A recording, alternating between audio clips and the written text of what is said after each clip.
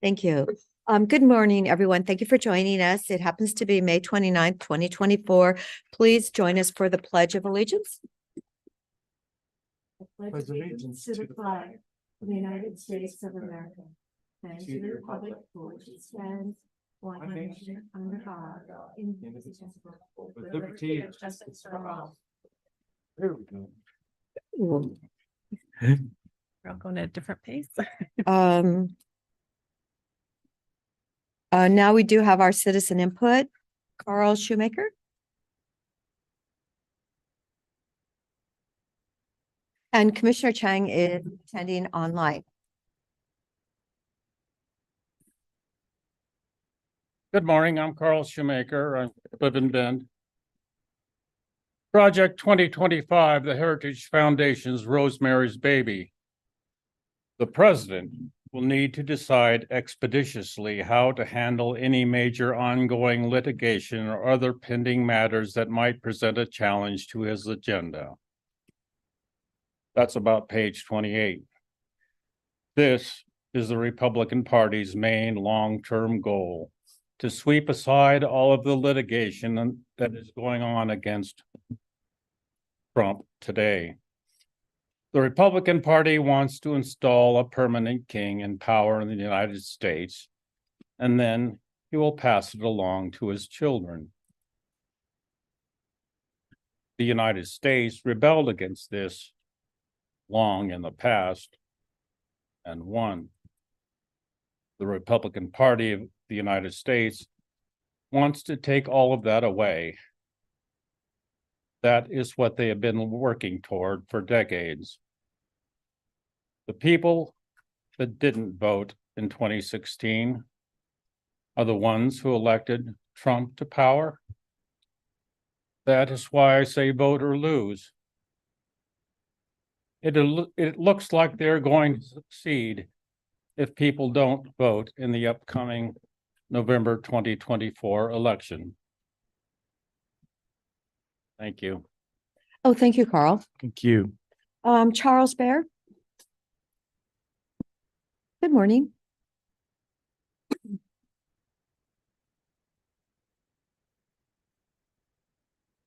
Hi, my name is Charles Bear. I live in Redmond, Oregon.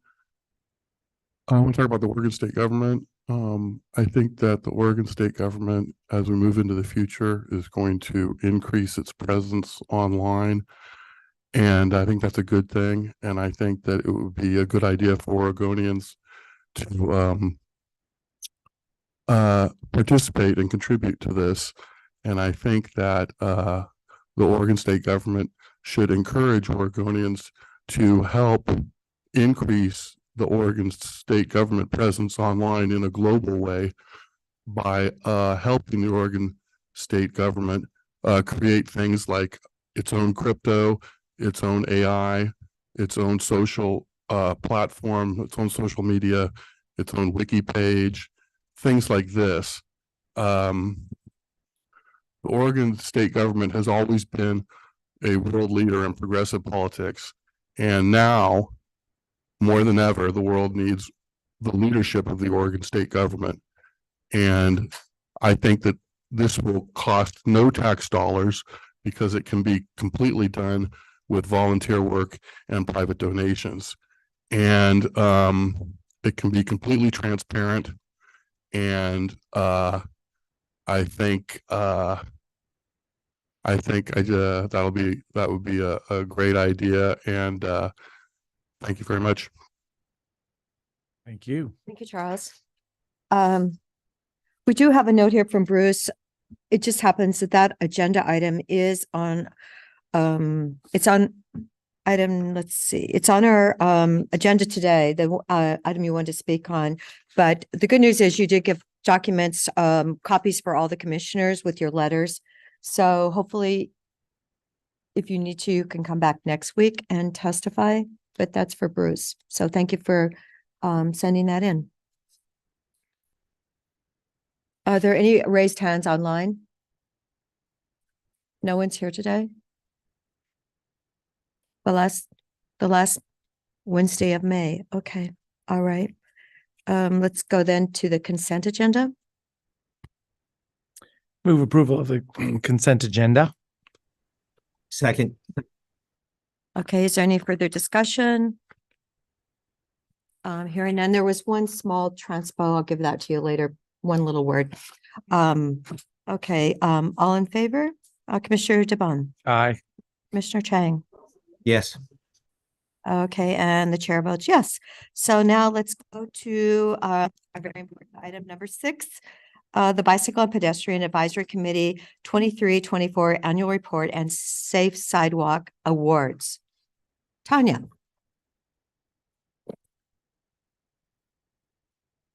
Good morning, Commissioners. For the record, my name is Tanya Saltzman, Senior Long Range Planner at the Community Development Department. With me is Dave Thompson. He is the Chair of the Deschutes County Bicycle and Pedestrian Advisory Committee, otherwise known as BPAC. Dave is going to do a presentation about BPAC's annual report, as well as the presentation of the Safe Sidewalk Awards. We have some of the recipients here. Thanks for taking time out of your day to come here, everybody. And so I will turn it over to Dave and assist as needed. So thank you.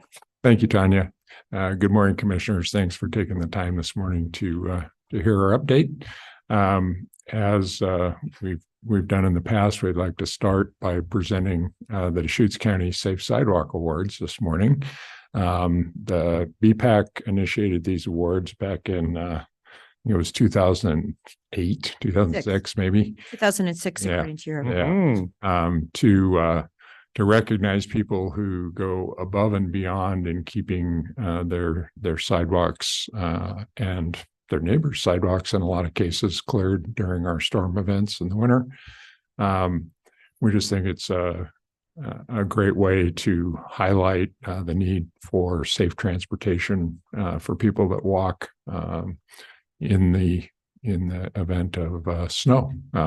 Gets very difficult. So with your permission, we'll call the award recipients up to receive their awards. Tanya will hand them out up there if you would. And we'll ask people to stay up there, and when we're got everybody up, we'll get a picture with the commissioners. Thank you. Thank you. Okay. So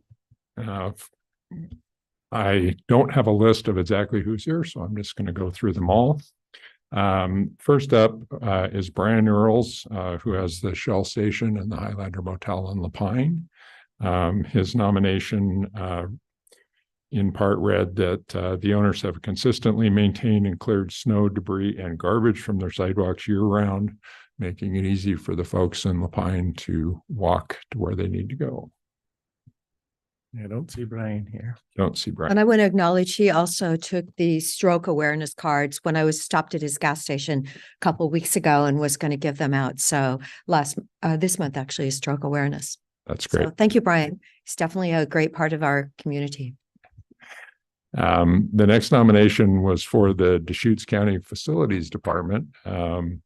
Lee Randall's team nomination said that day in and day out, the Facilities Department does an outstanding job of maintaining the sidewalks around the county buildings. The department is usually the first and many times the only neighbor that has the sidewalks in public areas cleared and walkable. Yeah, special thank you. That's all around the county buildings. Thank you so much. I remember there was a winter day out here that the using the lawn tractor with chains on it, and it was stuck. And so we're in a meeting and they're out there pulling it back out of the snowbank. So, but thank you so much for what you do to keep the sidewalks clear during the winter. Just so you know, we stand here for the whole facilities team. Oh, great. Yes. Thank you so much. Doing our job. Yep. Thank you. But we appreciate it. The next nomination was for Ernie Canning, I believe, who lives in Northwest Bend. Nomination said Ernie's out early after every snowfall to shovel his drive and sidewalk. Along the way, he usually shovels half of my drive and sidewalk and then goes across the street to the community mailboxes and clears the snow there. I call him our snow angel. Here we go. Thank you so much for what you do out there. Thank you, Ernie. Then we have Mike Chambliss, who lives in Southeast Bend. Mike clears snow from 5 neighbors' driveways, sidewalks, and walkways, as well as the sidewalk leading to the 2 cluster mailboxes. Many of Mike's neighbors are elderly or infirm and cannot remove snow themselves. Our neighborhood is a better place thanks to his efforts. Great, thank you. Thank you, Mike. And I know that winter came and went about 3 times this year. So Yeah. Next is the Miller Lumber Company here in Bend. Nomination said, with hundreds of feet of sidewalk along both Greenwood and Northeast First, the crew at Miller Lumber does a great job clearing snow and keeping their walks in great condition. This winter, they were often out clearing them multiple times during the day. Thank you so much for your efforts. Then we have the Redmond Proficiency Academy in downtown Redmond. RPA is a nonprofit organization with several campuses in downtown Redmond. The facilities team plow parking lots, sand sidewalks, and often do the neighboring buildings as well. RPA has hired a campus supervisor to monitor safe student access from the bus stop. And they are also working to obtain safe routes to school funding to make everybody's journey in downtown Redmond a little safer. Well, and I know that those RPA facilities are kind of dotted in the downtown area. So you just even connecting between your own buildings is a downtown effort. That's right. In Redmond. And then our last nomination was for Trinity Episcopal Church in downtown Bend. The nomination stated, I am a regular walker to work. I have to navigate all sorts of conditions, especially during the winter. Their property is consistently cleared very early and is always immaculate. I can't say enough about the relief I feel when I get to their property and know I won't fall or slip. Congratulations. I wanted to say it's a team effort of people we have at our church who shovel the sidewalks. And we are a group of old, healthy men. Oh, For young, healthy looking for the young healthy men. Well, we can get a group picture. with- Yeah, so if everybody could come up, we'll get a group picture with the wonderful. commissioners. We'll get Commissioner Chang on the video behind us. That's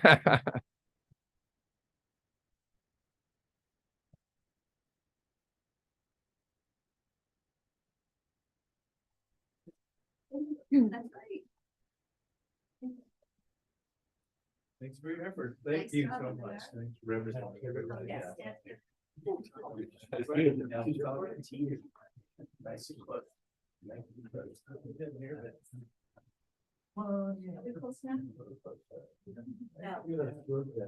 you go. You and me, all right. Ready. Got it. Thank you. Thank you, Dave. Thanks. Yeah. I appreciate. Thank you, Dave. Thank you. I'm one of those walkers that appreciate you guys. So.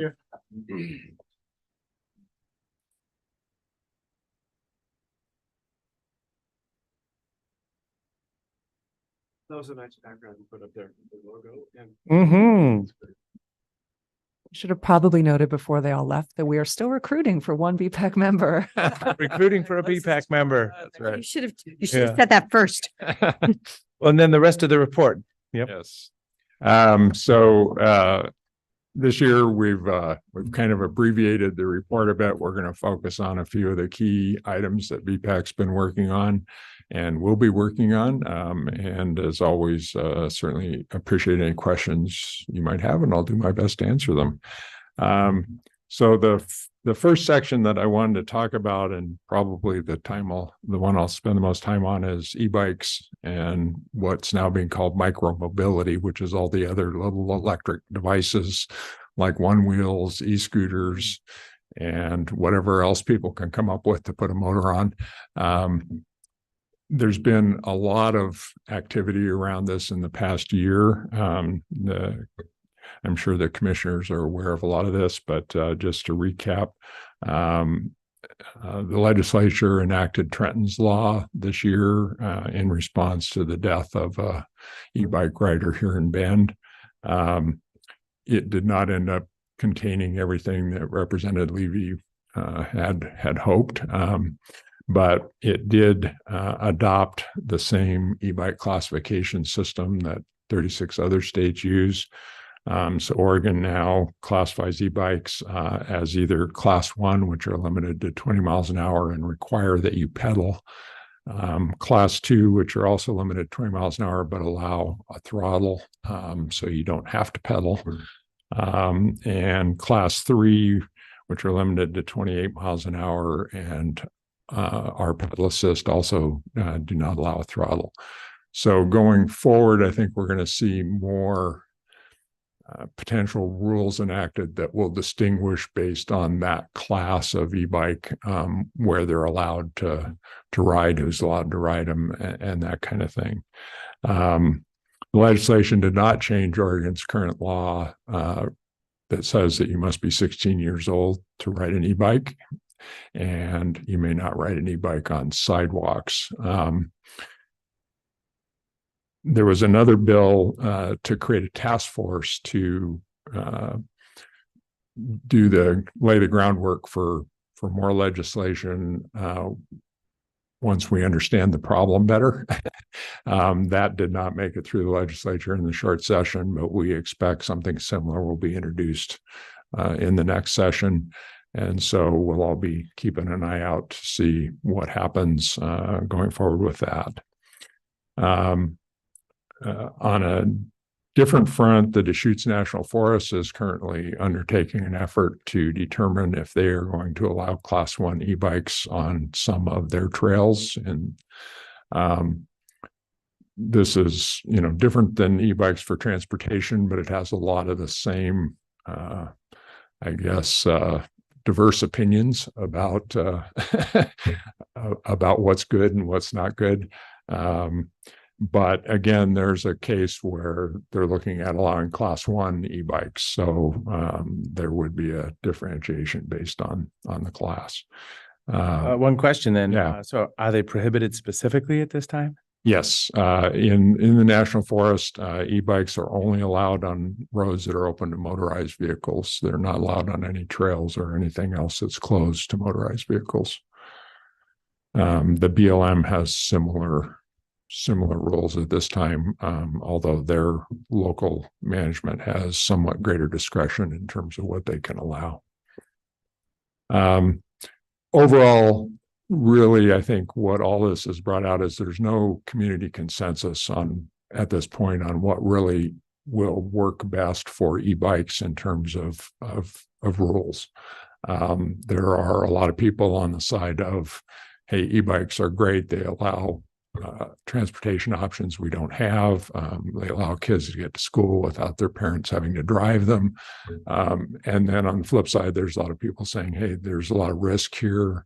How do we manage that? So I think it's going to be a while before that really settles. And I think we really need to look mostly to the state to figure out what they're going to do. I think at this point in time, BPAC's recommendation for the county is that we acknowledge the fact that e-bikes are continuing to drive demand for safe connections. With an e-bike, you can do things that people would not consider doing on a non-powered bike. Take their 2 kids to school on their cargo bike, go to the grocery store, whatever it is. So I think, it behooves all of us to be aware that there's going to be more demand for safe ways to do that. And then I think beyond that, the county needs to just wait and see what the state decides to do. The other thing I didn't mention is Ben Lapine Schools, after the legislation was passed, enacted a rule prohibiting e-bikes on school grounds for anyone 16 or under 16, which, as an observation of somebody who walks on paths that those kids use to get to school every day, just shut it off. I mean, I used to see 10 plus kids every morning riding their bikes to school, and now I see maybe one riding a regular bike. And whether that's good or bad, I guess, depends on your view. But it's still a rapidly developing topic, and we'll be keeping an eye on it. Well, and I know that, just the energy density of a battery pack has gone way up. And that's the big difference right now, because Yeah. you could always put a motor on a bicycle, but all of a sudden having a small pack that has that much energy in it to be able to really extend your commute, from a mile to 5 or 10 miles is the big difference. Yeah.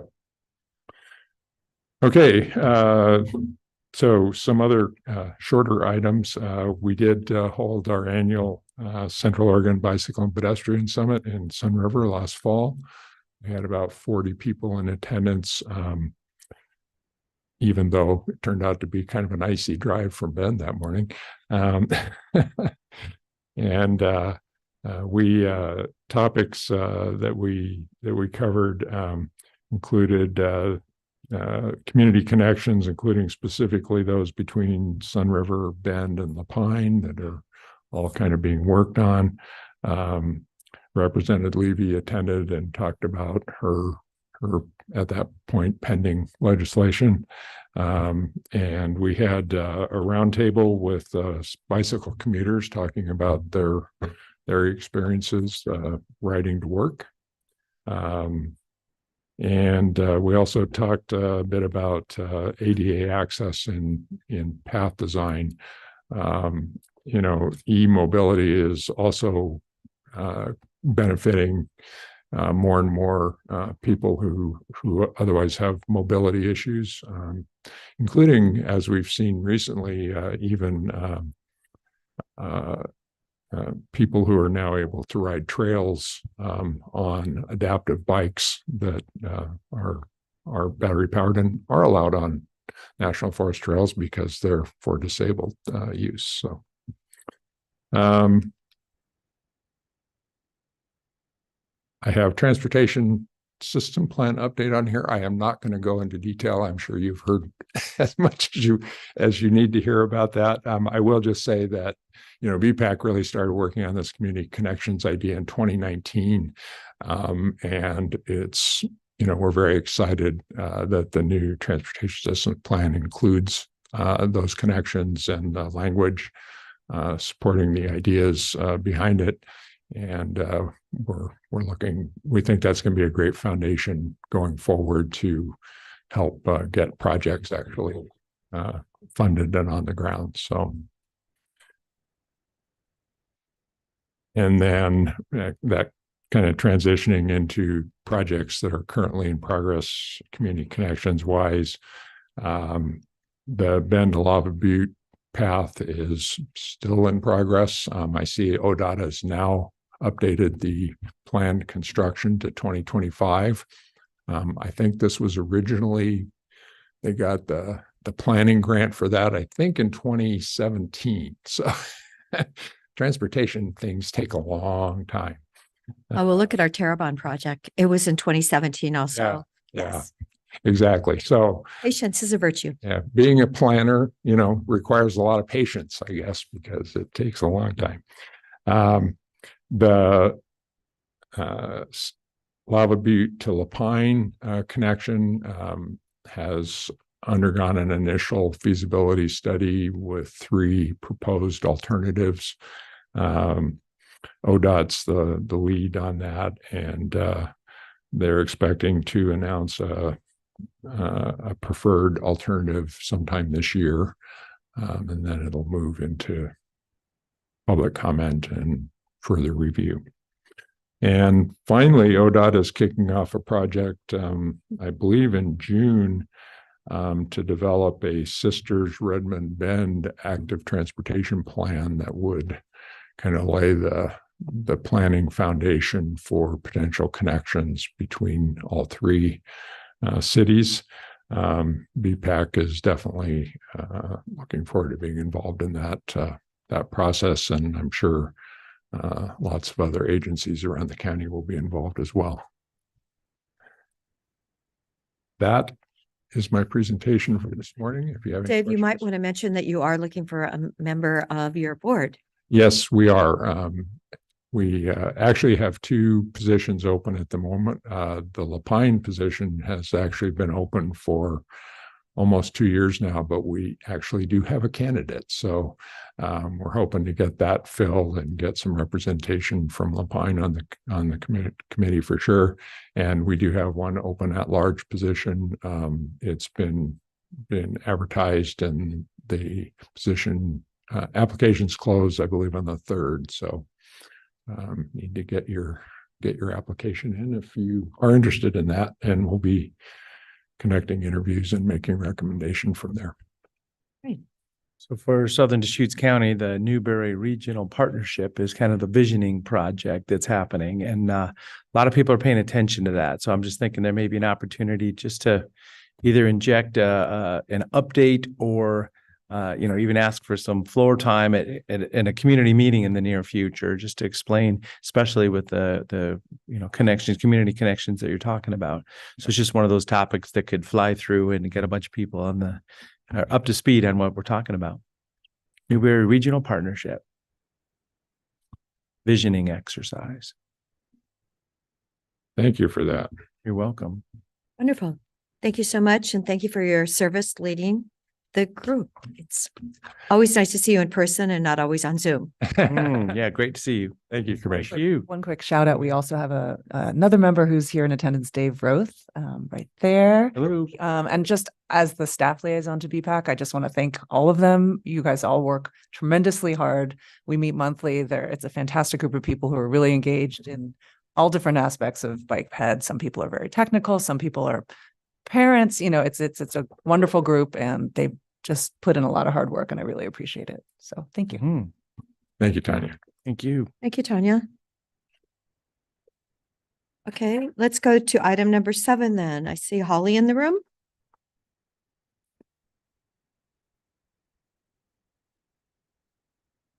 Hello. Good morning. Good morning, Holly. Holly Harris, Behavioral Health Director.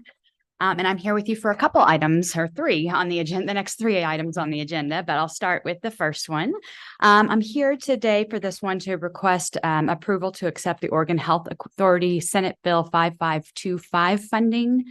So if you remember, back in 2023 legislative session, the Oregon Health Authority was directed to provide additional financial support to community mental health programs specifically for civil commitment services. So here we are a little bit later than we would have all liked. But through this advocacy, we really worked really hard with the Oregon Health Authority to identify that our region was vastly under-resourced when it comes to residential capacity. And so we've known that for a long time, but we were able to convince the health authority that was in fact true, and secure $2 million for our region. So that is certainly not enough to build an SRTF, a secure residential treatment facility, but it will go a long ways in going out for a proposal to see if there's an entity out there with some resources that they can contribute as well. And our hope is to build a 16-bed SRTF. I know, Commissioner Dare, you've had some concerns about the number of beds that we're allowed to do under that. And unfortunately, that is still our regulations. From like 1963. It is. Yeah. Cost effective. I mean, oh my gosh. Yeah. No, apparently Senator Wyden's office was working on having that rule updated. I just find it incredulous. It's 16 just is so limiting. Gosh, we could definitely do a wonderful job with 32. I agree that having some flexibility to be able to tailor these to the community needs would be really valuable. I will also say our civil commitment laws haven't been updated since the 70s. So we have a lot of work to do and a lot of fronts within the mental health statutory requirements. And we'll continue to work on those and advocate. But in the meantime, under our current rules and regulations, that is our hope, to be able to send out a request for proposal and get a secure residential treatment facility. And our hope is to have it in Redmond. We've identified some property out there. Okay, so I know you said that there were some more constraints with the $2 million, and originally I thought we were talking about children. Well, no, that'll be in the next item. I'll talk about that in my next agenda item. We still are very much talking about children. SRTFs are really specific to adults. Okay. And there is, and I think our county council can probably agree to this, in that, folks that are civilly committed really have nowhere to go right now. They are often languishing in St. Charles acute care system, which is not appropriate. And then sometimes even discharged, to lower levels of care that are not appropriate for what they need. So this really will help our system dramatically if we can get this facility up and running. And we hope to have it in the next, 18 to 24 months. You mean finished? We hope. That's my, me, I'm going to go Oh. for the gold here. I'll write that down. I know, I'm probably, we needed it yesterday. So we will Yes. absolutely be moving as fast as we can.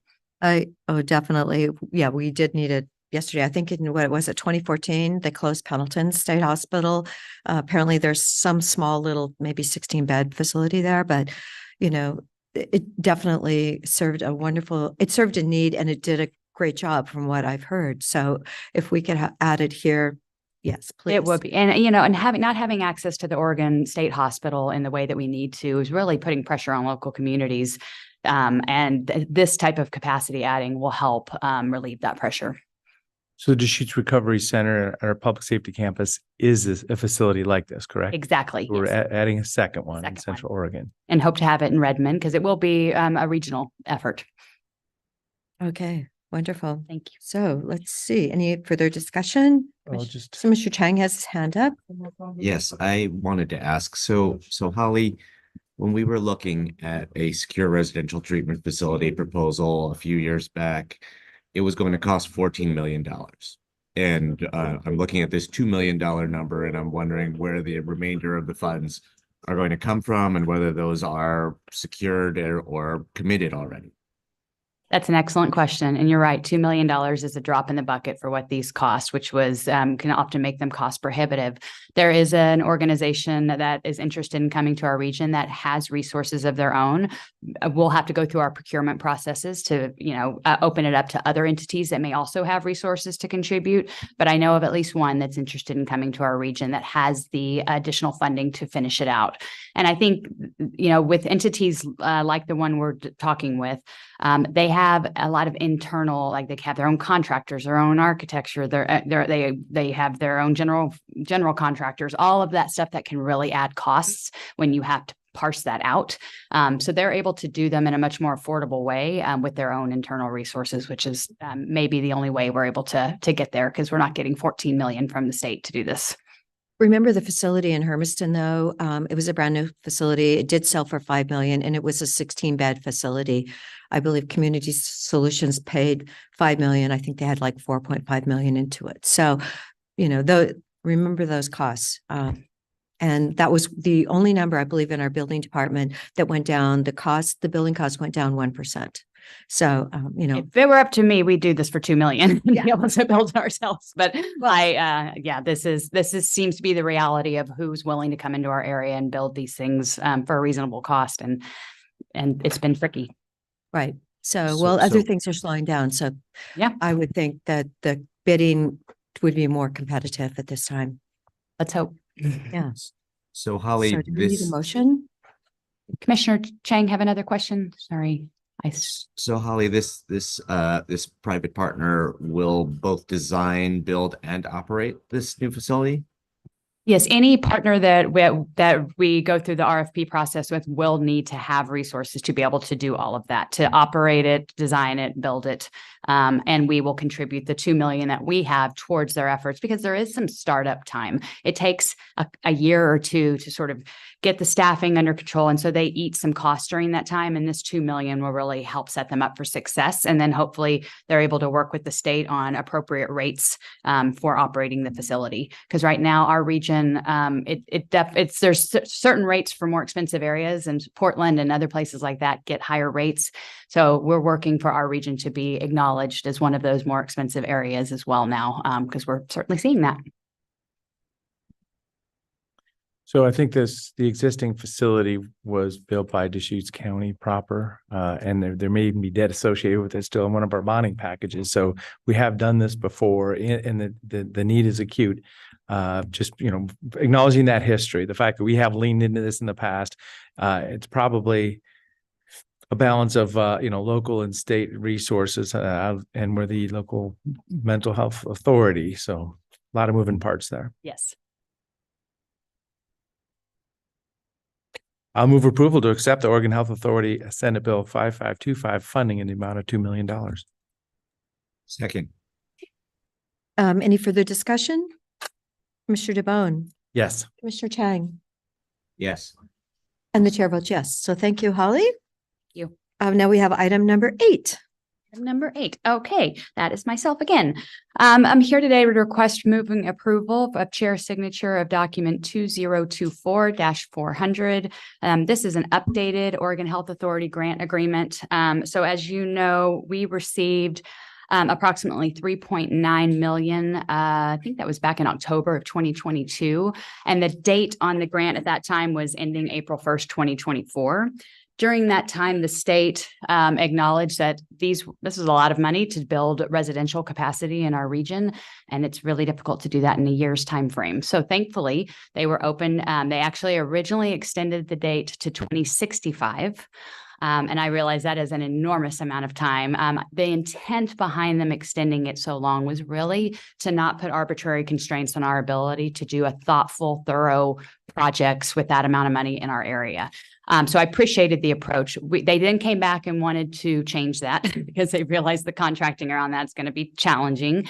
We negotiated a 20-year. And so that is where you see the 2045 date. I apologize for the staff report reflecting a 2042 date. It is actually 2045 as noted in the contract. And I just want this board to know that I have no intention of waiting till 2045 to spend these dollars. Again, we needed residential capacity yesterday, and there are projects actively in the works to spend this money down sooner than later. But the timeline really does allow us to do it in a very thoughtful and detailed way. A couple of the projects that we have on the horizon for this, and this is where our kids' stuff will come in, and I'll talk about it in a minute. But first, we are in need of, so I talked about the secure residential treatment facility. That's kind of our highest level of care for our population. We need a place to step people down from those levels of care before they just go right to the community, sometimes to houselessness, sometimes to independent living, but there's an in-between, and these are our adult foster home facilities. They are homes. They are intended to be very home-like. They're usually around 5 beds, depending 4 to 5 beds. And we have a couple of needs identified. We need a traditional adult foster home for our mental health population stepping out of SRTFs. But we are also in need of an adult foster home in the IDD space, the intellectual and developmental disabilities space. We have a lot of folks with intellectual and developmental disabilities and a co-occurring mental health disorder that often fall through the cracks. And we certainly see this in civil commitment, where there's really the intellectual and developmental disabilities programs are like, no, they have mental health. The mental health programs are like, no, they have IDD. So we really want to create a space where both their needs can be met. And so it's a very specific facility that we're trying to build, which obviously the timeline will help us do this thoughtfully. And it's going to be challenging, but I'm committed to supporting this population because we often see this population end up in our jail system. And that is an atrocity that shouldn't happen this day and age. So there's a facility like it in Marion County, so we won't be the first, but we will certainly look to what they have done there and try to implement something like that here. So those are in the very early stages. So we need the time to be able to work those out. The other project that this was going to support was some residential capacity or shelter for our youth population. So we have secured some youth shelter beds at J-Bar-J that we've been utilizing with these funds, and that works really, really great. And then we have about 718,000 left of the 3.9 million to go towards something in the youth residential space. As you all know, we've been actively working on developing a child psychiatric facility in our region for about 10 years. But we really are getting some momentum. We've had multiple meetings with the state, hoping to secure some additional funding from the state towards this project. And we also are working with the same entity, although we'll have to probably RFP this out as well if we end up going that path, that has the resources to come in and support building a child psychiatric facility. There's an entity that just opened one in Idaho Falls. That's really similar to what we're looking at. And so if we can get the land and get all the moving parts secured, I think we have a real possibility of being able to open one here. And we would likely throw in some of our dollars towards that effort to make sure that we get our needs met in this space. So I'm thinking big picture, this is basically opening up a path for the state to put money into local counties. So we're engaged for the next 20 years or so. I mean, so in the future, when funding is available, legislative decision, this will be a path that's available. It is. That kind It of thing. really, it's been a great partnership with this. I mean, it's, getting the full amount for these projects is really difficult, but if we can kind of collaborate and all throw in our part and get some, a firm to come in and fill the gap, it's really a great way for us to get our needs met. And this is capital, mostly capital. Yes, it might likely will be most, Planning. no, it'll be likely capital. I mean, our dollars will likely go to some effort. I need to look and see what the dollars specifically allow for, because as you know, all of these dollars come with requirements and restrictions. Well, so then, as I say, I'm just thinking, how can I be engaged in this? So then legislative efforts that are coming around in the legislative session saying, we have this path. And then, the reason funding is going to be valuable is because we're looking to do this. Yes, shovel-ready sets it up. projects are where it's at in the legislature, as we saw with the last 1.5 million investment for the stabilization center and the other projects that were funded last session. I think we have a lot of momentum right now. So going into next session, advocacy to get a child psychiatric facility in our region, which fell through I think in the long session last time. If we can get that up and running again and get that legislative commitment, I think it would go a long way. Commissioner. Mr. Chang? Yeah, I just wanted to mention, tagging off of Holly's thought, that we really need to schedule that tour for local legislators and invite Representative Sanchez over, the Representative Sanchez being the sponsor of that bill from the 2023 session that would have created these 3 to 4 child psychiatric regional emergency centers around the state with operating funds to move forward, I believe. That would be great. I think we have enough momentum that if we had that little piece to kind of solidify the deal, I think we'd be able to really make some headway. So that would be like the third year of, yes. Yes. We put our names on a letter 2 years ago, and then we ask again in short session, and we did, so the third time. Third time's a charm. Yes, that's our theory, isn't it? No, great. I'm so glad, we aren't going to give up on this. It's such a need. It is. And to think parents have to go with their child to Portland for serious commitments and help. It's just, Agreed. It's overwhelming at a really, a time when they really need as much local support as they can get. I agree. And we often spend so much time focusing on our adult population, which is such a huge need and obviously a huge volume of our work, but we really can't neglect the youth side of our system because it's, just not good for anyone. All right. Is there a motion?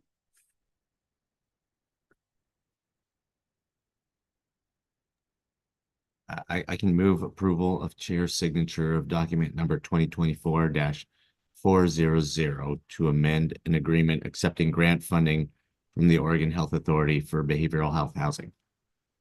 And I'll second it. Is there any further discussion? Commissioner Chang? Commissioner Yes. DeBonne? Yes. And the chair votes yes. So thank you, Holly. All right. And now we're item number 9. Last but not least, here today to, sorry, let me get my agenda item up. Request approval to accept the Oregon Criminal Justice Commission Deflection Program grant in the amount of $378,336, which, as you remember, is our first 50% of our allocated funding since we were an early adopter county. And then in addition, we would like to also move approval of resolution number 2024-3031 with one special notice that I would like to talk about as I go into this item.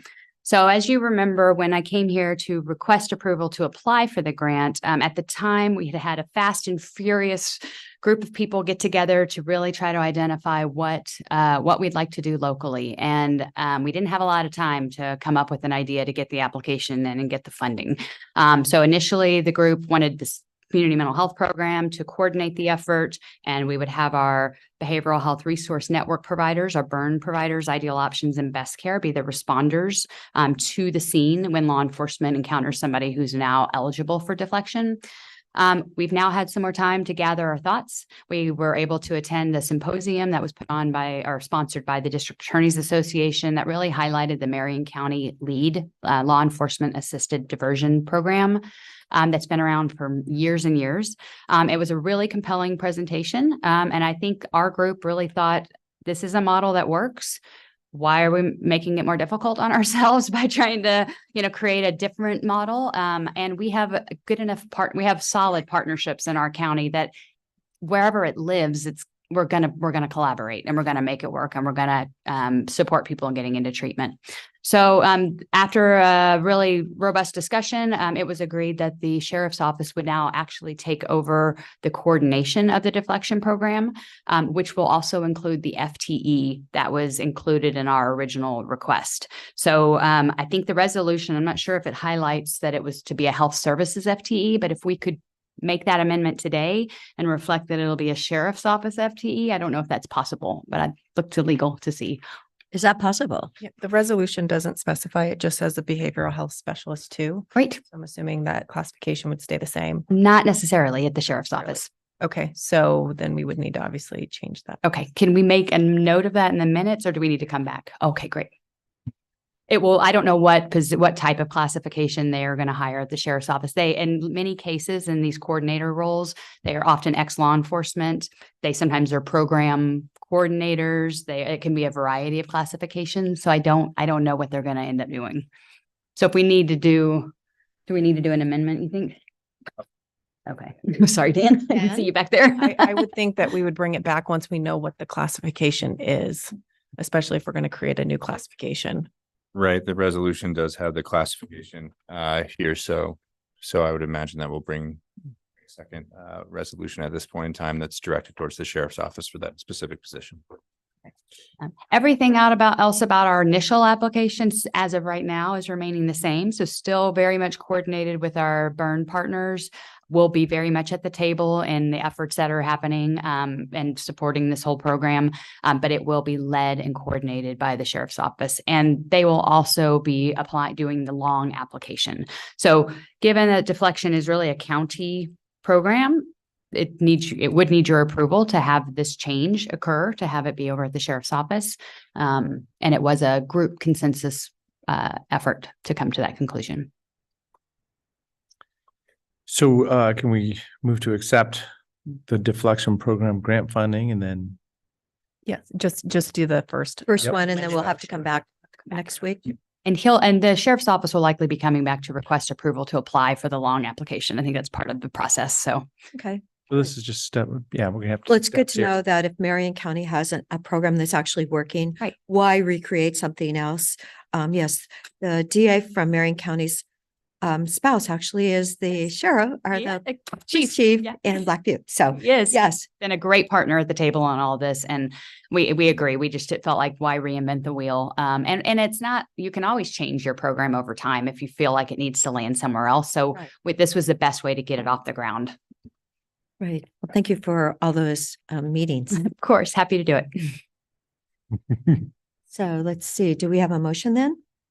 I'll move to accept the Oregon Criminal Justice Commission Deflection Program grant funding in the amount of $378,366. Second. Correction, it should be 336. 336. Did I say it wrong before? No, I I did. apologize. That was me. Okay. Okay. Second that. Okay, and seconded. Any further discussion? Commissioner DeBonne? Yes. Commissioner Chang?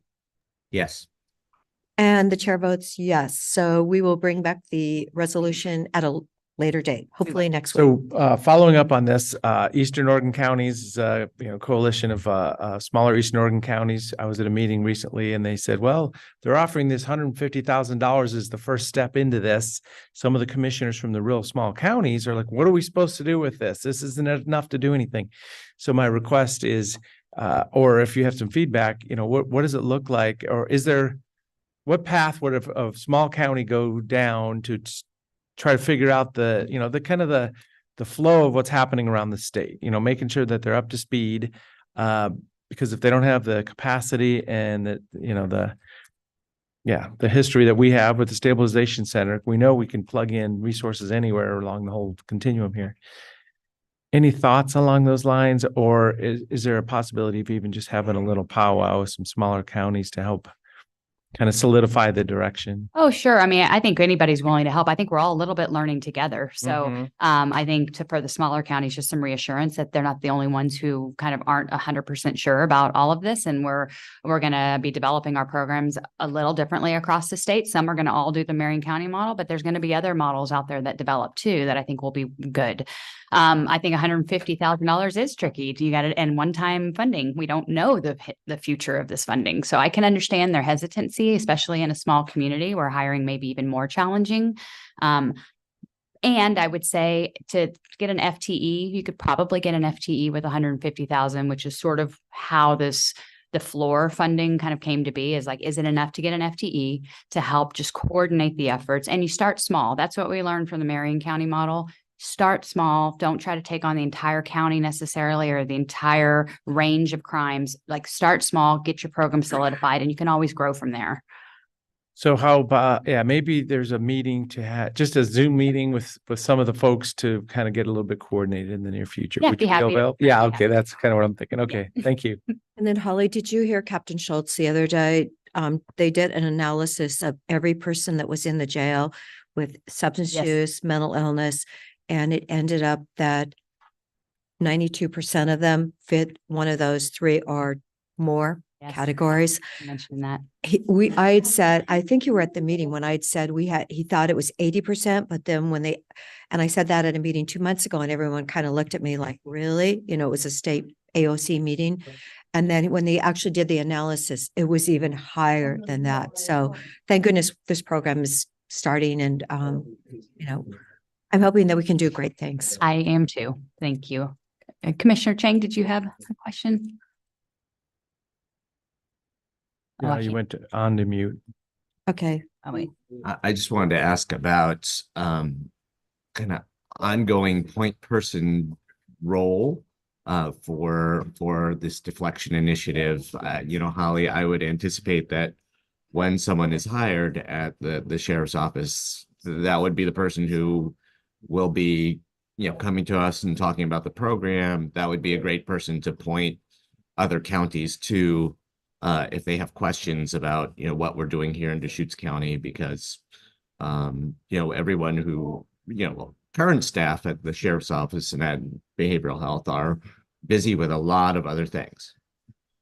And I will absolutely be doing that. I think as we work to hire this coordinator position, which could take a bit of time at the sheriff's office, depending upon what type of position they hire, they have background checks and other things that I have to go through. So I think in the interim, we've all committed that we will support the effort collectively. And as soon as that coordinator position is hired, though, you're absolutely right. And the sheriff's office will be leading this effort going forward. So when you talk about setting up a meeting, I'm happy to participate, but we'd also want to bring in our law enforcement partners into that And discussion. it doesn't need to be deep and complicated. It's really, what are the scenarios that are starting to evolve? Yeah.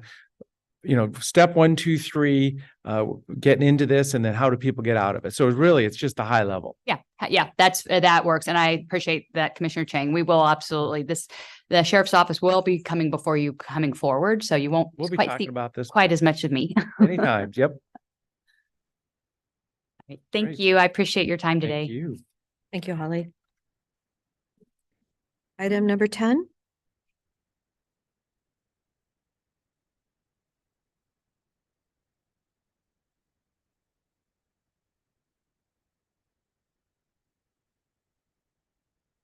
Morning, Commissioners. Dave Boyle, County Legal.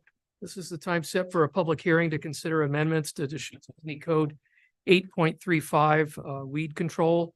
The single amendment that we're requesting, this is from the county clerk, is to substitute the road department for the county clerk as the county department responsible for providing documentation and literature specific to the county's noxious weed control program.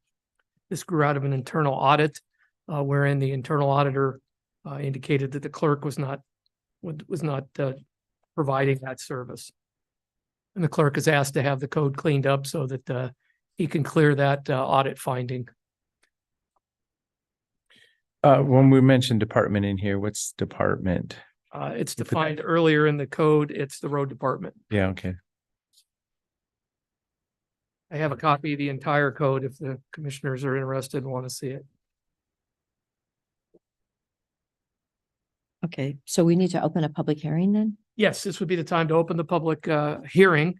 I just provided the staff report. You could call for any public testimony, close the hearing, deliberate, and we'd ask first reading by title only of ordinance 2024-004. Okay, let's open the public hearing then at this time. Thank you, Mr. Doyle, for joining us this morning.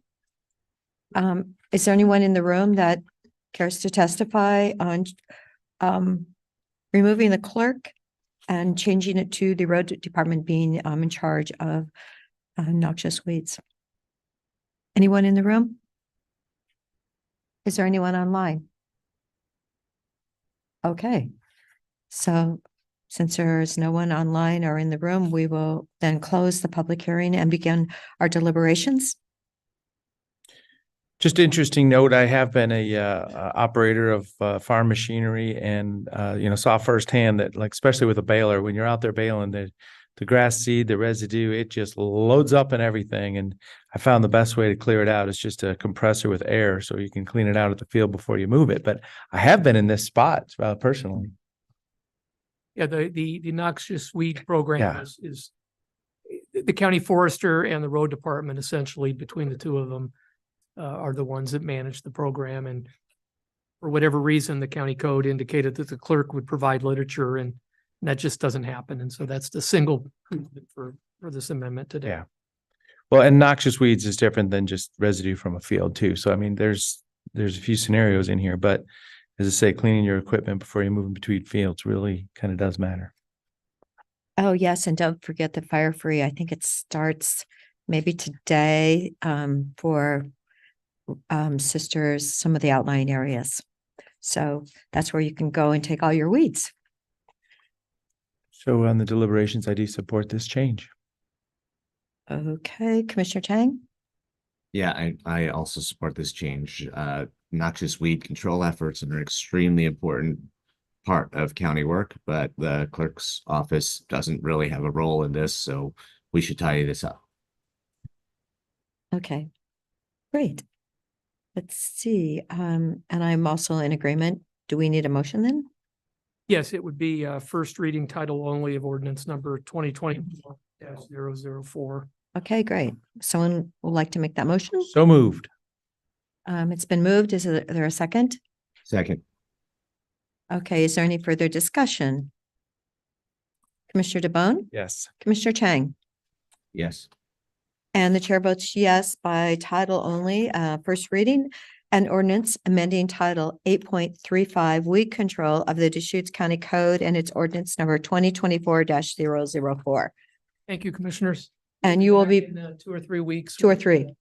Yeah, I think 2 weeks from today is the 12th, and I believe you're really packed that day, so it might be a week or 2 after that. Okay, and I'm sure, okay, and I'm sure that Mr. Dennison will be glad to know that this will be removed. As will your internal auditor. Yes, okay, great. All right, we now have item number 11, the point in time presentation, please.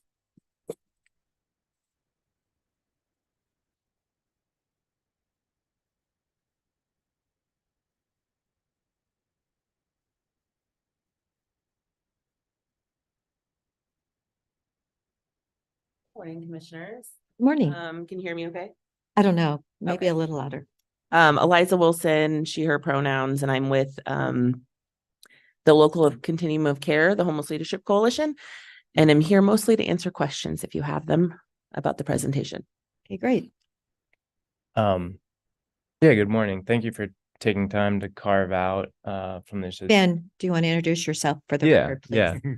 My name is Ben Scott. I'm with Neighbor Impact. I'm the Unhoused Services Data Coordinator. And yeah, thank you for taking the time for this presentation today.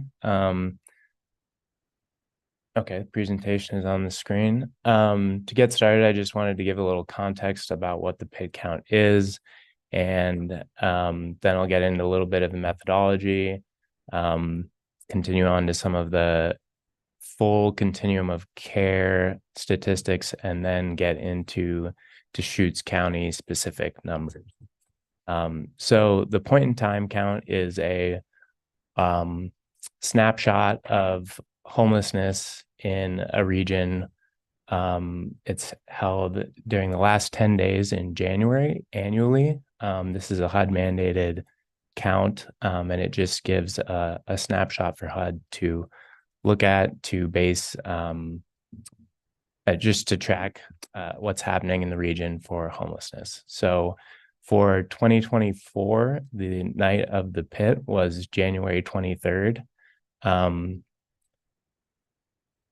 Starting on January 23rd, we began administering surveys. That administration of surveys carried through the rest of the week, continuing on to the 30th of January. But all of these surveys are referencing the night of the 23rd. So we're giving some time to collect this information, but it's all referencing that night of the 23rd. You can use the keyboard to advance arrows. Thank you. So, people in the room probably can't see this, but for those joining on the internet, the survey, there we go. The survey collection tools used for this point in time count are one, the standard HMIS data system, so the Homeless Management Information System, which is what HUD and HUD funding grants require the use of. But then in addition to that, we also used a special application designed for this survey called Counting Us. So all of our street outreach teams, when they're in the field talking to people, are using a mobile app to record this data, whereas the HMIS system is kind of the standard system that all of our shelters and transitional housing groups use. So this is Deschutes County specific data. It just breaks out which tools were used where. This is kind of getting into nitty-gritty methodology stuff. But as you can see, there's unsheltered count and sheltered counts. To get into those definitions, sheltered counts include emergency shelters and transitional housing. So emergency shelters are a shorter term solution. They're what you think of as the typical unhoused shelter with, sorry. No, it's okay. And then transitional housing is a little bit longer term, up to 24 months, but it's meant to move people on to permanent housing. And then unsheltered is defined as anyone living in a place not meant for habitation, including outdoors, abandoned buildings, RVs, specifically without hookups. They're counted as unsheltered. So that's our definitions. This is the PIT count year over year for the entire continuum of care, which is Crook, Deschutes, Jefferson, and the Confederated Tribes of Warm Springs. It's a little bit hard to pull out trends here. So we also have our line chart of PIT counts from 2009 to 2024. The top is the total. We also break out unsheltered and then the two sheltered types, transitional housing and emergency shelter here. As you can see, all of these are increasing except for transitional housing, which looks like it's decreased a little over the years, but we've also invested more in our emergency sheltered facilities. Getting into Deschutes County data more specifically, this is the past 3 years of PIT counts for Deschutes in the middle here, Crook on the left and Jefferson on the right. The blue line is our unsheltered counts and the red line is our sheltered count. just to pull out some general trends, we've invested more in emergency shelters. So as you can see, we have a shelter population that is growing. And it looks like our unsheltered is fluctuating a little bit more in Deschutes County. Possible reasons for this could be investing more in our sheltered facilities, as well as just year-to-year fluctuation in people involved with administering the survey. Little side note on that point is you can see Crook County increases in their unsheltered count, and this is because they really invested in their street outreach teams and have done a great job of increasing their capacity there. So more to do with capacity of the survey. That's not to say that homelessness isn't increasing, but lots of this is also dependent on how many people we have involved with the count.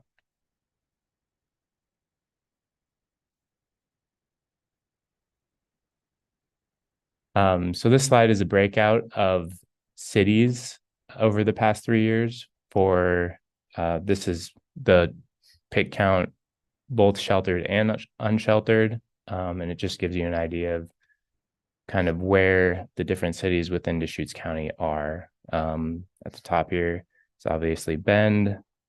Redmond is the next line down in green, followed by Lapine, Sisters, Sun River, and Tumalo at the very bottom.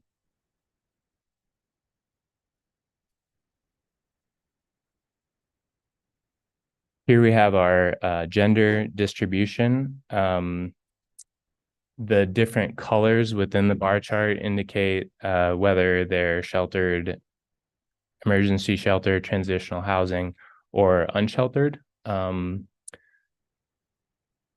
General trend here, again, this is Deschutes County specific data, is 62% of the unhoused population is male, whereas 37% are female, and then a small percentage are a different identity.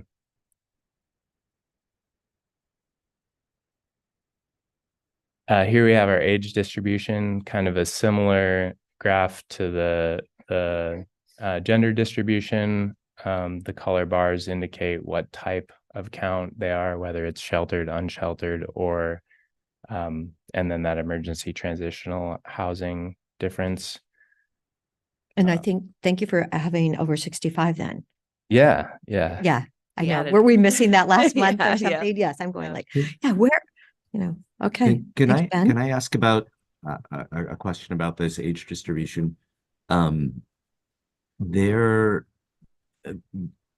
These counts of sheltered and unsheltered doesn't include families that are couch surfing or doubling up or things like that. Is that correct? That's correct. Yeah, that's correct. So this very large number of under 18, these are kids who are either unsheltered or in shelter or transitional housing. Yeah, those are only the ones that we can capture, like who are living unsheltered or in a sheltered situation that are in HMIS. That's correct. So There's a much higher number that are, and we oftentimes reference like the school counts that are done all throughout the year. The McKinney-Vento liaisons keep account of families and youth experiencing homelessness in our school districts. And that's a good reference because we know with this snapshot, it's just the one day that we're capturing that week that we're asking about the 23rd. And the families, it's very often that families are not counted at the rate that they are experiencing homelessness just because they're afraid to access supports and things like that. There's a lot more on the line for them.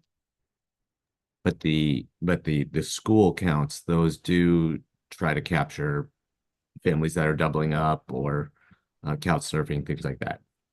Yes, that's correct. Because the McKinney-Vento liaisons and the fan advocates, they collect the data when they're offering resources to the families and schools, everything from transportation to like clothing vouchers and things like that. So it's a good reference to look at like where are we capturing the numbers. And I think it's up to probably it's over like 1,000, I think, children.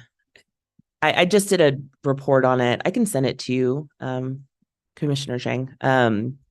Recently, just kind of like cross-referencing the two. That would be great. Thank you. Mhm.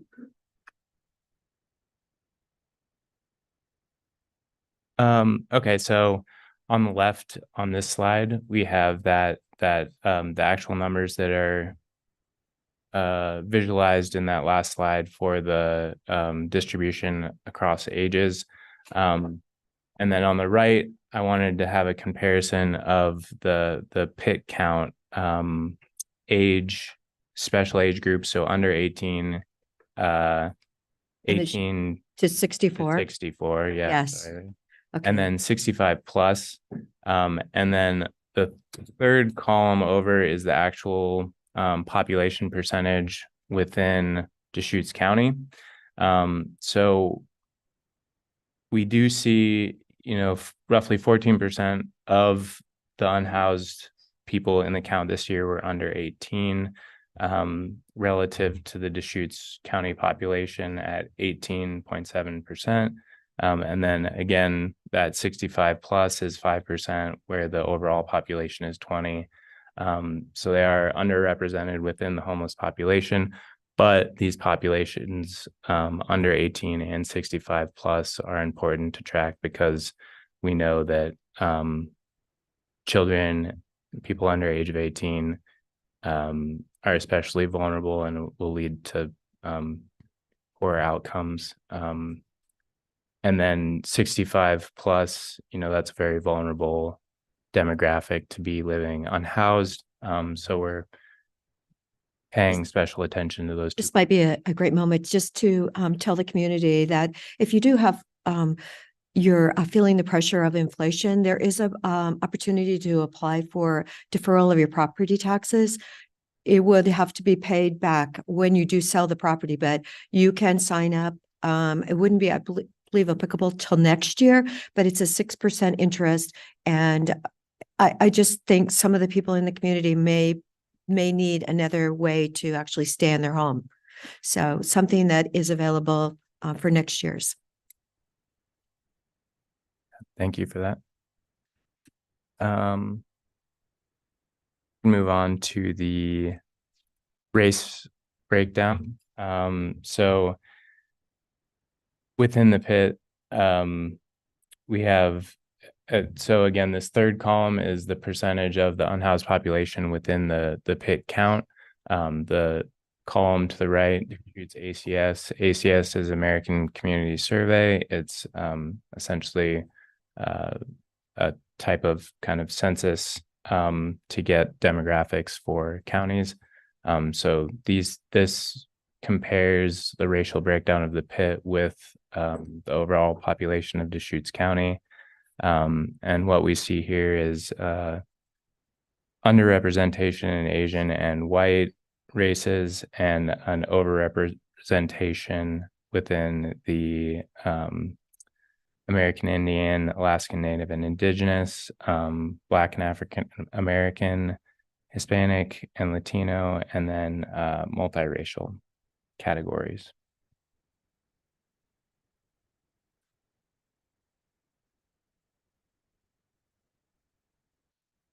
So this slide shows, this was one of the added custom questions for our region. We asked, how long have you lived in Central Oregon? And the distribution is shown here. 15% of those who responded were less than 1 year. 1 to 5 years is 23%. Greater than 5, 17%, 10 years or more, 45%. So greater than 60% of the respondents to this question have been in Central Oregon for 5 years or more. But then also you need to point out that 655 people did not answer that question. Yes. And that is important. It's important if we think that those folks would answer differently. I think that the data that we do have is indicative of a homeless population that has been in the area for some period of time. And I don't think the response to this question differs by how long people have been in the area. Like the response rate doesn't differ. We see a drop off in all the questions we're asking that are custom because they're added and they're after all of the HUD standard questions. So essentially our completion rate is the same for almost all of the questions after a certain point. And then we have Deschutes County top causes of homelessness. Thank you. Unemployment and inability to afford rent are at the top, followed by fleeing, domestic violence, kicked out, and eviction. This question, respondents could answer multiple different factors. So these are just, the very top of those options. And again, we see a similar completion rate because this question is further down within the survey. And they could answer more than one. Yes. Also, so there were 502, I believe, that did answer the question, but they could have done can't afford it and fleeing domestic violence, and yes. And the interesting thing today, I was told by Business Oregon, I believe about a month ago, that the vacancy in apartments in Bend was in the 11% range, which is extremely high. So I'm only hoping that those people that are good renters go back and renegotiate with their landlord. If they're a good renter, I know they're going to want to keep them. And then, of course, I hear the other side of the story that somebody had been not paid for the rent for 2 years and couldn't get rid of that person. But if you are, we definitely, our rent is really high for people in order to afford, and how many jobs are they working? Because you meet people all the time that are working a couple jobs to afford their rent. Yeah, there's a lot of folks who are really rent burdened. Right. Do we have any questions?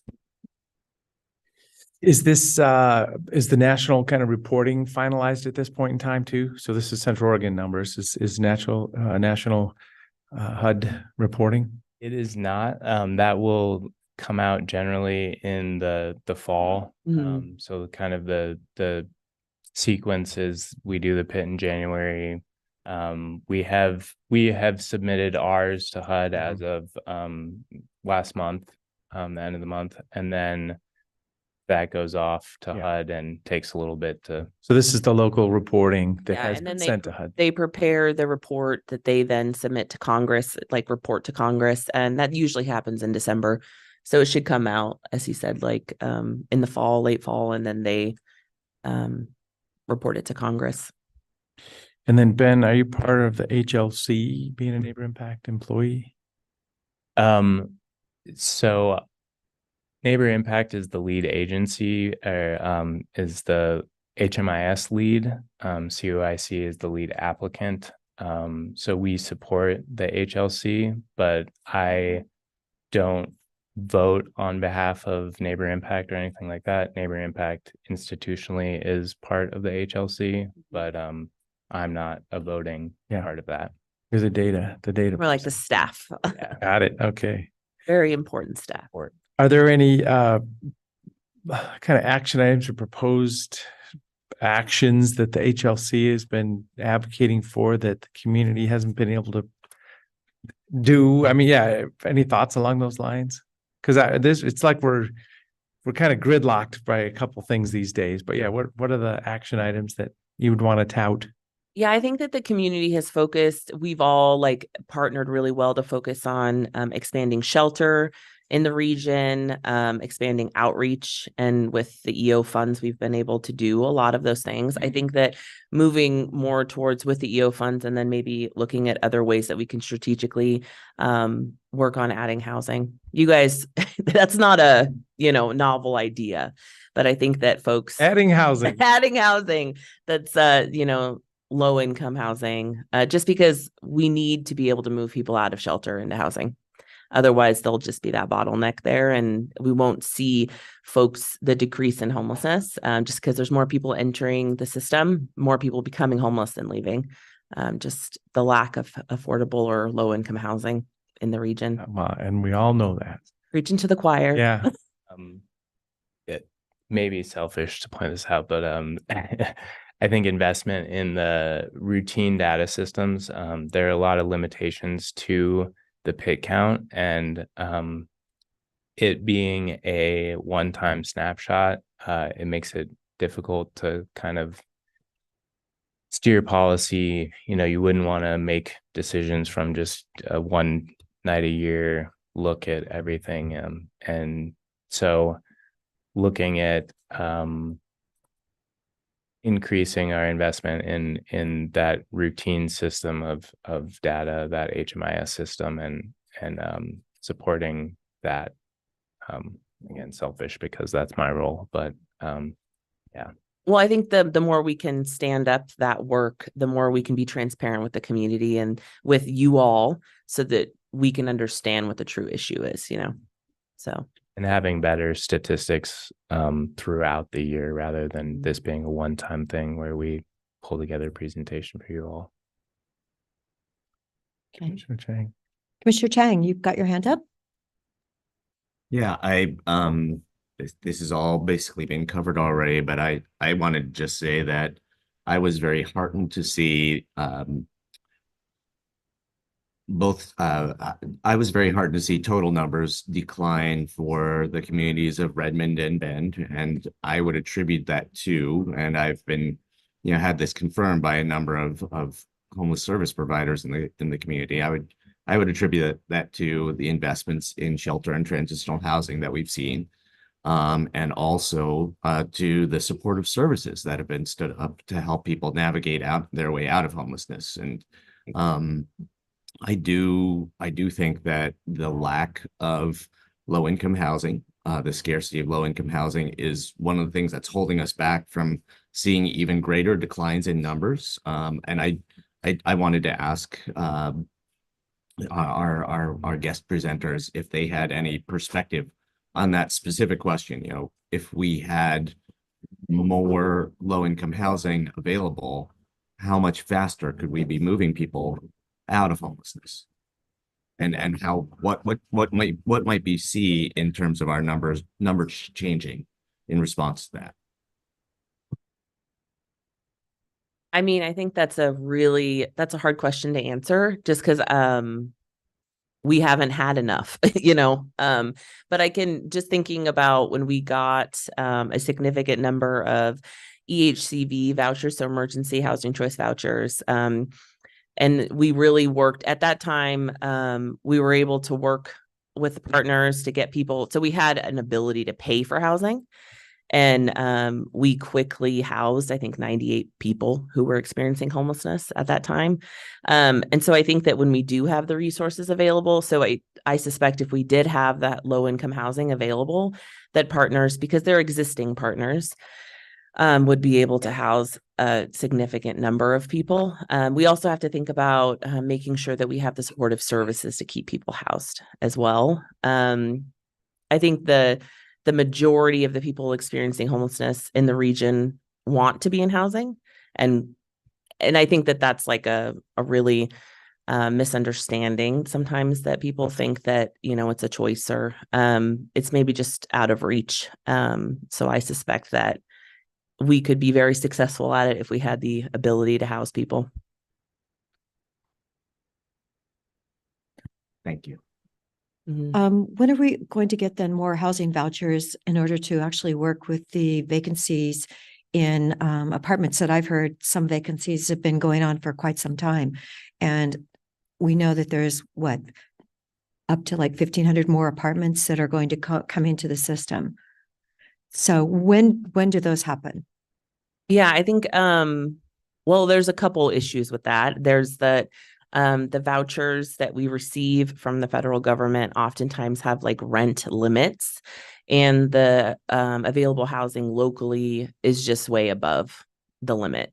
that the federal government allows us to house people. And so that's another issue we've talked at length about. And so while we can file for like rent reasonableness and there's some like waivers that we can kind of use, it's not, sometimes those rents are just way exceeding. I think for a 2-bedroom apartment, I think it's like $1,200 or $1,100 is the allowable rental subsidy for a voucher.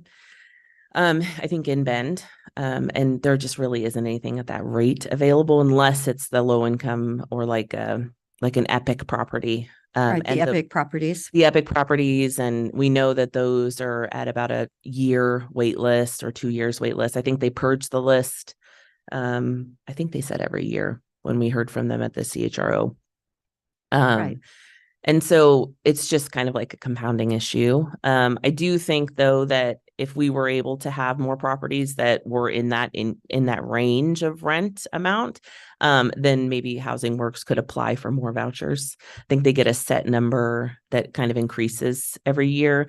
But there are perhaps like other ones they can apply for from the federal government. But if they don't have a good rate that they can like have people renting them, if they have like a poor utilization rate of the vouchers because there just isn't available rentals at that amount, then it doesn't really serve them to apply for more if they're not being able to lease people at that rate, if that makes sense. Okay, but perhaps could the state not come in with funding to meet that gap? Yes. Yeah. I mean, yes, you know, absolutely. I'm like, So that's- looking at that, like, can we pair a housing choice voucher with some maybe perhaps other rental subsidy?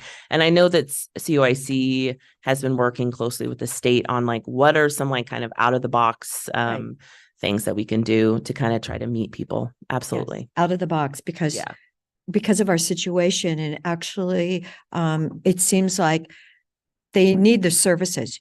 I read about the programs in Portland that they put somebody in an apartment for a year, and at the end of the year, they still didn't know what they were doing, and then they gave them 3 more months. But you've got to have the services, and a plug for Rick Russell and Safe Parking. They follow people that get into housing. They follow them for another 6 months, so they make sure that they really are successful in living in their housing, and that comfort that comes to people.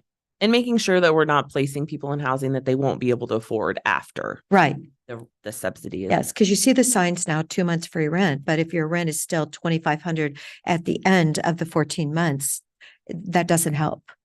Yeah, and we see the high rates of youth experiencing homelessness and how tough it is for them to, be able to go to school or all of those things. There's just such a tough thing for folks. Ben, I didn't actually remember that you had it split up, counting us and then the HMIS system, but that's how you do your reporting then with both those tracks? Yeah, so the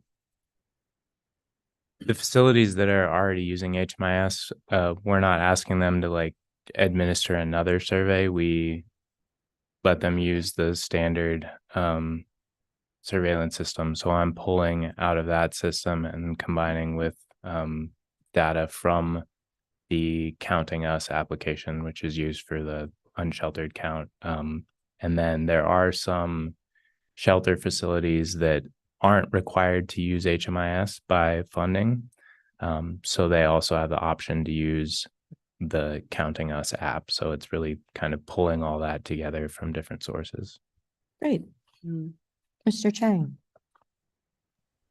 Yeah, I just wanted to speak to the HUD housing voucher question as well. I as you gathered from what Eliza said, there are a whole lot of people who have a HUD housing voucher in their possession in our region right now who can't find a place that will take it. And then, on the other end, so, we have more vouchers than there are available units that will take a voucher. And then on the other end, there are a whole lot of people on the waiting list to get a HUD housing voucher too. So this really points to the need to, again, create more affordable housing. And even though an entity like Housing Works, so Housing Works is not just the the entity that gets the housing vouchers from the federal government and gets them into people's hands. Housing Works operates 1,000 units of affordable housing that'll take HUD housing vouchers in our region. But, even with 1,000 units, they are only meeting a small amount of the need in the region. So this is, reemphasizes for us how important it is for the county to help make low-income housing projects happen. They don't just happen by themselves. It's impossible to build something without some kind of public investment, and offer it for a price lower than market rate. Thank you. And we know as providers that it is less expensive to house people than it is to shelter them.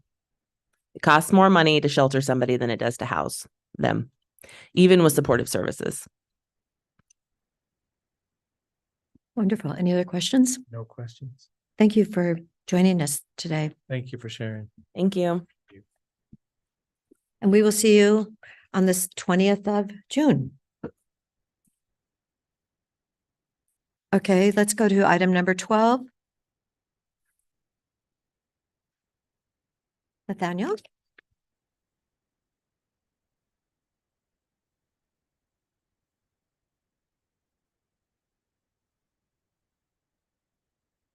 Good morning, Commissioners. For the record, Nathaniel Miller, Associate Planner with the Deschutes County Planning Division. The item before you this morning is a request to reopen the record for the Lava Terrace Cellars Winery proposal. As you are aware, the winery is being pursued as a commercial activity in conjunction with farm use at 20520 Bowery Lane, north of Bend. The proposal was scheduled for deliberations today.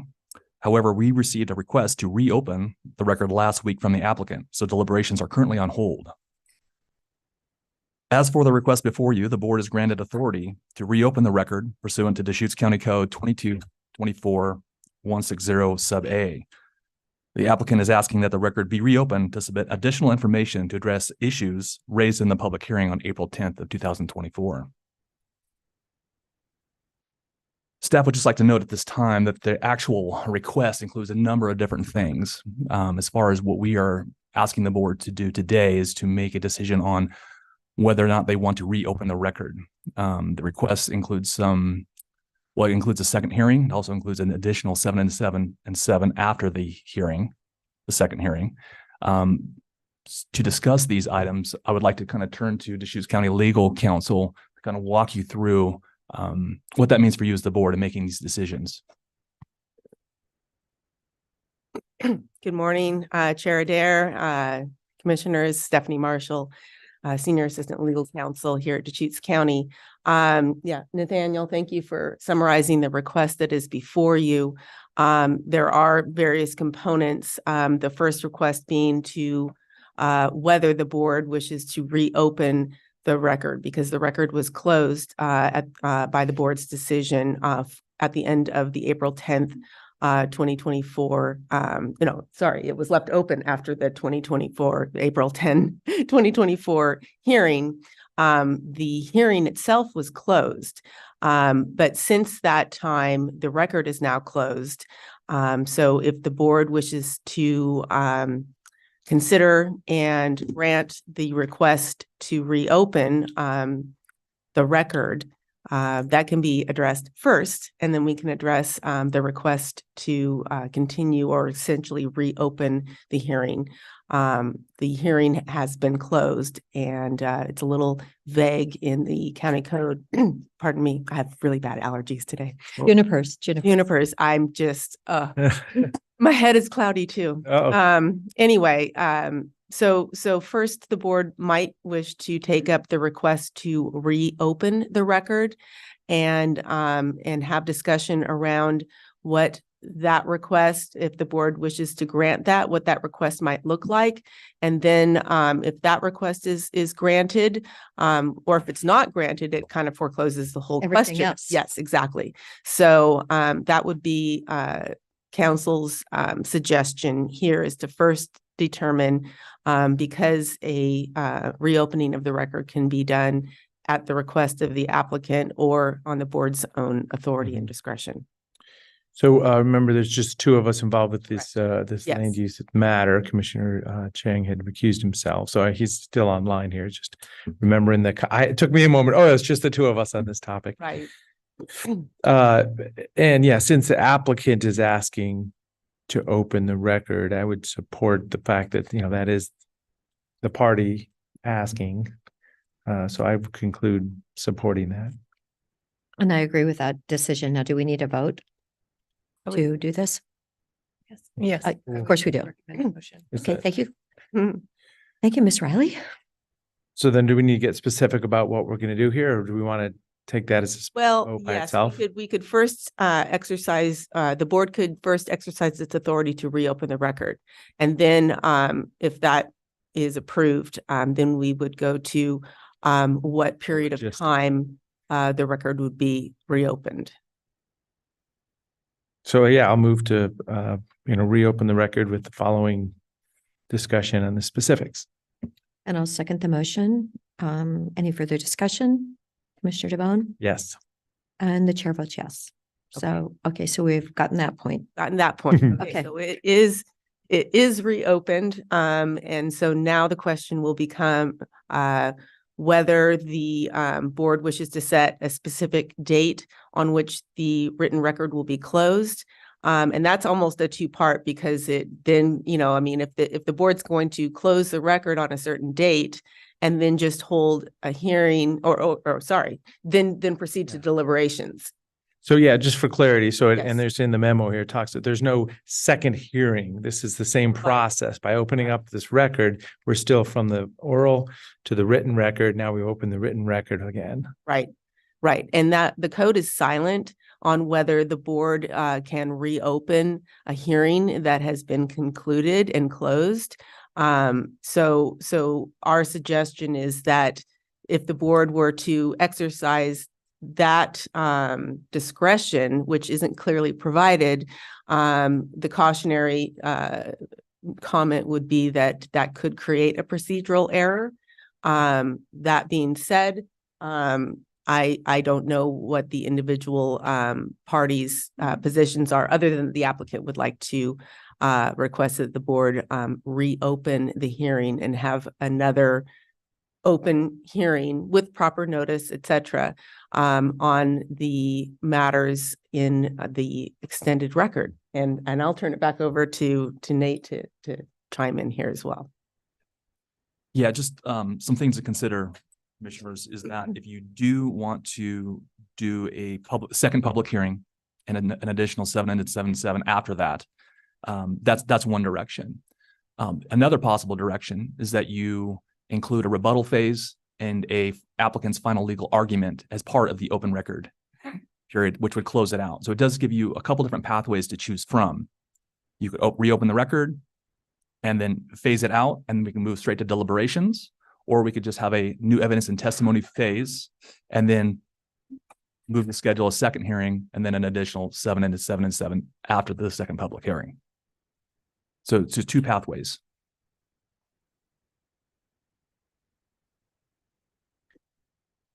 I'm thinking written with the rebuttal at the end is the way I would support this. I'm just thinking it through. And the request is to the end of July. Is that's what we're talking about now? Actually, they recommend August 7th. Oh, sorry, that was a typo in the agenda. So they do request that the record remain open for new evidence and testimony until July 31st. Okay, so then- the last paragraph is an error. Correct. Okay. That's 2 months. Correct. And then staff is prepared to offer some additional dates for the rebuttal phase and the applicant's final legal arguments, if you would like to hear those. And then, so then it puts me in a spot where, we've had a, evidence and testimony, hearing. There's some issues, and I'm thinking, driveway entrance and bushes and clear line of sight stuff that may evolve in this 2-month period. So then it's a variable that's happening. And then all of a sudden, here's the written response to what we had talked about at the beginning. I mean, is that going to be a procedural problem, or is? Procedural as in reopening the record and. Well, as I say, I'm not thinking of all the specifics here, but there were some things like, well, we're going to move this line and make sure we understand what, what the size of the driveway is or whatever the topics were. I'm not getting real specific here. If those are resolved or done on the ground between now and then there's going to be written evidence in the record saying, here's proof that we did what the variables were. Is that a problem or? Let me see if I understand your question, Commissioner DePone. Thinking from the applicant's point of view when I was just speaking. Okay. So would there be a procedural error if the record is reopened and left open and there is not an opportunity for the public, the applicant or any interested party to come in and orally address that new evidence? Is that what you're asking? I'm thinking on the ground, some things are going to evolve over time here this summer, which is from the applicant's point of view is going to shore up the application and the variables. So maybe your question, and then Yeah. I'll chime in here. Maybe your question is whether, because we know we have the goalpost rule for the law, the regulations in place.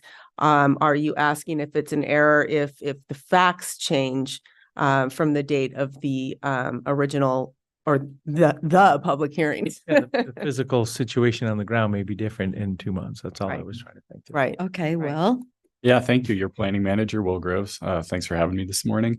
I think I'm catching the question, which is, what Maybe happens? a clarity point, because either we could do it in a piece of paper that says the condition is you shall do this, or it's already done in the next 2 months. Some of the stuff that was being discussed. Maybe that helps clarify it. You've got it exactly. So Okay. the nature, of course, of a land use approval is to find if they either do or do not, or can or cannot through conditions of approval, meet the required regulations. And so to the extent, for example, let's say that they had some of their vines, their vineyard that's out in the right of way, and they had removed that action by itself doesn't require any land use permitting. So to the extent that that action was, incompatible with the ultimate approval, they could then provide, here's a photo, we got a survey done, we're out of the right of way. That problem is now removed from your consideration as you try to decide if this site is broadly suitable for the use. Certainly, we would look to the applicant to coordinate with us. We sometimes have difficulties where applicants undertake actions that do require permitting. So, if they were, for example, to establish a new driveway access, that requires certain types of permitting. So they can undertake actions that presumably they would hope would make their application more approvable during that time frame. Some of them require permitting. We certainly wouldn't want to encourage anyone to take actions that, would require the permit to then engage in. I was just trying to reduce the risk of, thinking it through a little bit. What are we doing here? Yes, understood. So yeah, back to the decision points. Yeah, so coming back to reopening the record and then also including a rebuttal phase and an applicant's final legal argument. Staff thinks that the board could reopen the record for new evidence and testimony until July 31st. Then we would recommend a 3-week rebuttal phase that would take us to August 21st. Okay.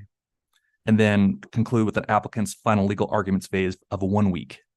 And that would take us to August 28th. And then we would look to schedule deliberations sometime in September. Yeah, this is way out of a 777, but I guess it's letting the clock go from the applicant's point of view.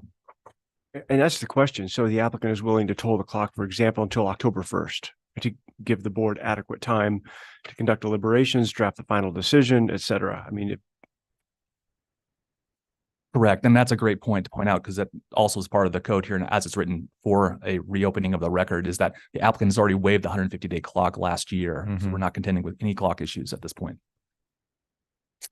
yes, and their attorney's letter says deliberations after a date certain after Labor Day. So that's what we're talking about.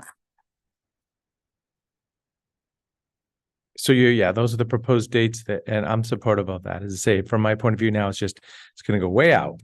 So, but that'll give lots of opportunity for anybody that wants to provide information too. Okay, so we need a motion.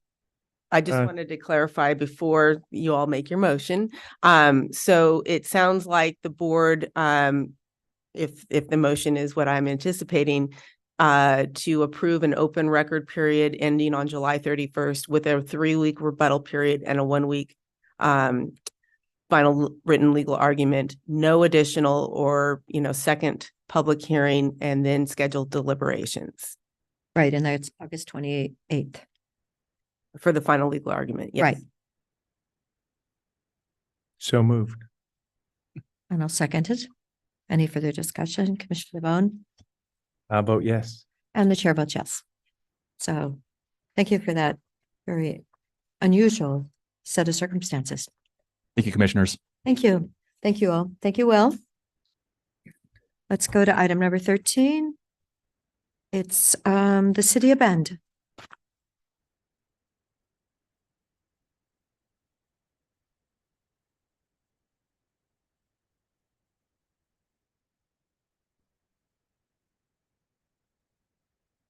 Morning, Commissioners. Laura Skundrick, Management Analyst. Good morning, Amy Fraley with the City of Bend Housing Department, and I'm joined by Brooke O'Keefe, also with Housing, and we're responsible for houselessness response. Good morning, Amy and Brooke. And hi, Laura. Thank you. So in 2022, you had awarded the City of Bend $1.5 million in ARPA funding, American Rescue Plan Act funding, in support of a homeless solutions partnership. Of those funds, 750,000 of those were specified in 2023 for operations of the Franklin Avenue Shelter specifically. And now, because the Franklin Shelter is fully funded throughout the next fiscal year, the City of Bend is requesting a revision to the agreement to allow these funds be used for general shelter operations rather than specifically Franklin Avenue Shelter. So this change would allow these funds to be used to support other shelter facilities such as the Navigation Center, and would not change any of the amounts in the agreement. So City of Bend is here with us today, obviously, if you have any questions. And the copy of the proposed amendment is in your packet materials today.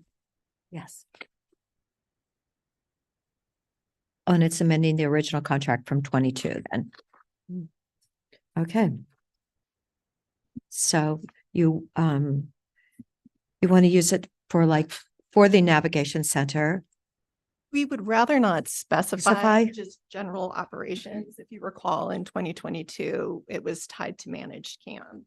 And then we came back and said, maybe we use it for Franklin and the city would match there. And then we were able to secure that funding through COIC and through the governor's dollars. So we've learned our lesson after these two amendments that we need to just say general shelter operations. So it could go to NAV.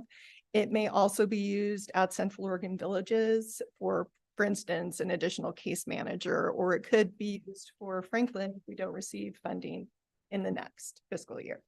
I would love to see it used for case managers. I really think I've asked for that from different people all involved in this situation. And if I know you can't promise it, but I do believe that people need to be surrounded and they need to find their way, and just giving them a bed at night is really not the answer, but a case manager that honestly knows them. There's too many people there that aren't getting enough minuscule attention. We wholeheartedly agree. And one of the barriers that we have run up against with OHCS and the 65 million that was allocated through the legislature to shelter operations is in the previous year, they didn't cover any type of case management. And so the city has been backfilling those dollars through other ARPA allocations and general fund just to make sure those services are provided in the shelters across the board. I also want to say thank you to the county for stepping forward with the Franklin allocation last year and making that change, because similar to what Eliza and Ben were talking about, we immediately had 14 minor children that were living with their families at the Franklin Avenue Shelter, as well as 22 medically fragile individuals. And so those populations are in the community, and through partnership, we're able to serve. We have provided in an email, and then we also have hard copy those statistics that we gather from the shelters every month. So it's got year-to-date information on not only shelter beds utilized, but also transitions to more permanent housing. Great. Thank you, Brooke and Amy. Yes, did you want to add something, Brooke? I have the hard copies if anyone wants them. Oh, I would definitely like to see the hard copies, and I really have thought for a long time that we need more case managers there. I just believe we could be so much more successful if we had more case managers. So I'm glad we're on the same boat. Yes, absolutely. Thank you. And this information is also available on the city website under the houselessness tab. Great. Commissioner DeBonne, do you have any comments? I'm supportive of proceeding with this request. I guess any other thoughts on the big picture? What is it going to look like 2-3 years from now? Or because, you know, sheltering people is wonderful. We want to reduce the variables, can move people forward. We just heard that housing's number one. And then, you know, Housing Works is you know, they know how to build housing and they can do it. So, you know, I see it as a balance of, should we just go build some housing or are we going to help manage people? And you're in the middle of it. So any thoughts? All of our thoughts would filter through, of course, city and city council. We are so in the middle of triaging with funding and keeping people alive overnight and providing those services that those big picture discussions are what's on the horizon. For me, is clouded by the immediate need. And without long-term operational funding provided through OHCS, we're in a very small window to provide these services before the money is gone. Thank you. Commissioner Chang? While we did just talk about how important it is to create low-income housing, I also want to emphasize that people need stepping stones and pathways out of homelessness to get there. And we know that shelter of all kinds, congregate shelter, safe parking, individualized, more, you know, motel room type shelter, transitional housing, it is all a part of that pathway out of homelessness for people. So, you know, given that the city of Bend is one of the few places in Central Oregon where homelessness has leveled off or declined in the last year, it seems like people are doing something right there. So I would support giving the city of Bend discretion to use the remaining funds from this allocation in the ways that they see as most strategic to address the needs, you know, and keep us moving in the right direction. Okay. Is that a motion?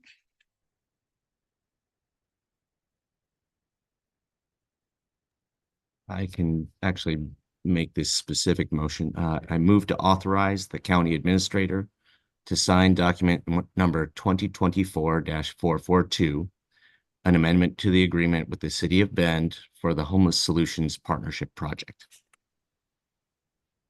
I'll second it. Any further discussion? Commissioner Chang? Yes. Commissioner DeBonne? Yes. And the chair votes yes. So thank you very much. Thank you. Amy, let me know. I mean, Yeah, fingers crossed. yeah, I've been talking about this for a long time, so thank you. Before we move into the next Item number 14. Commissioner Chang. Oh, Commissioner Chang? or as we move into the next item, could I make a couple of opening statements? Oh, okay, opening statements. Sure, go ahead. Yeah. Because we're going to talk about some nitty-gritties about how a project might take a couple of steps forward. But for the folks who are gathered there today, I think it's important to kind of provide some bigger context on the project. And I'd just like to start this by saying to folks that I'm sorry I can't be there in person today. I am doing a what's called a commissioner exchange with some commissioners in Wasco County. So I need to be at their headquarters in the Dells at noon. But you know, I'm sorry that was not able to engage more with the neighborhood for this proposed or potential project earlier in the process. To date, what we have done is we've completed a feasibility study, and a feasibility study basically was saying, is this economically feasible, and is the physical site capable of hosting a campground? That's all we've done.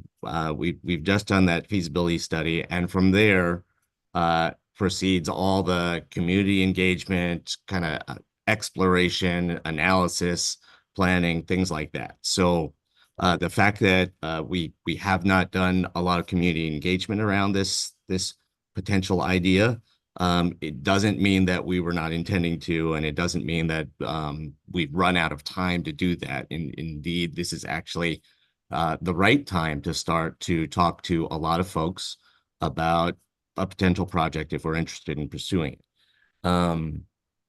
I did, you know, I wanted to start by specifically addressing concerns that the county is trying to create a homeless managed camp on the Fort Thompson property. And what I would point to is the request for proposal for managed camp proposals that the Coordinated Homeless Response Office is doing on behalf of the county right now. So basically under that process, the Coordinated Homeless Response Office is seeking proposals for managed camps projects.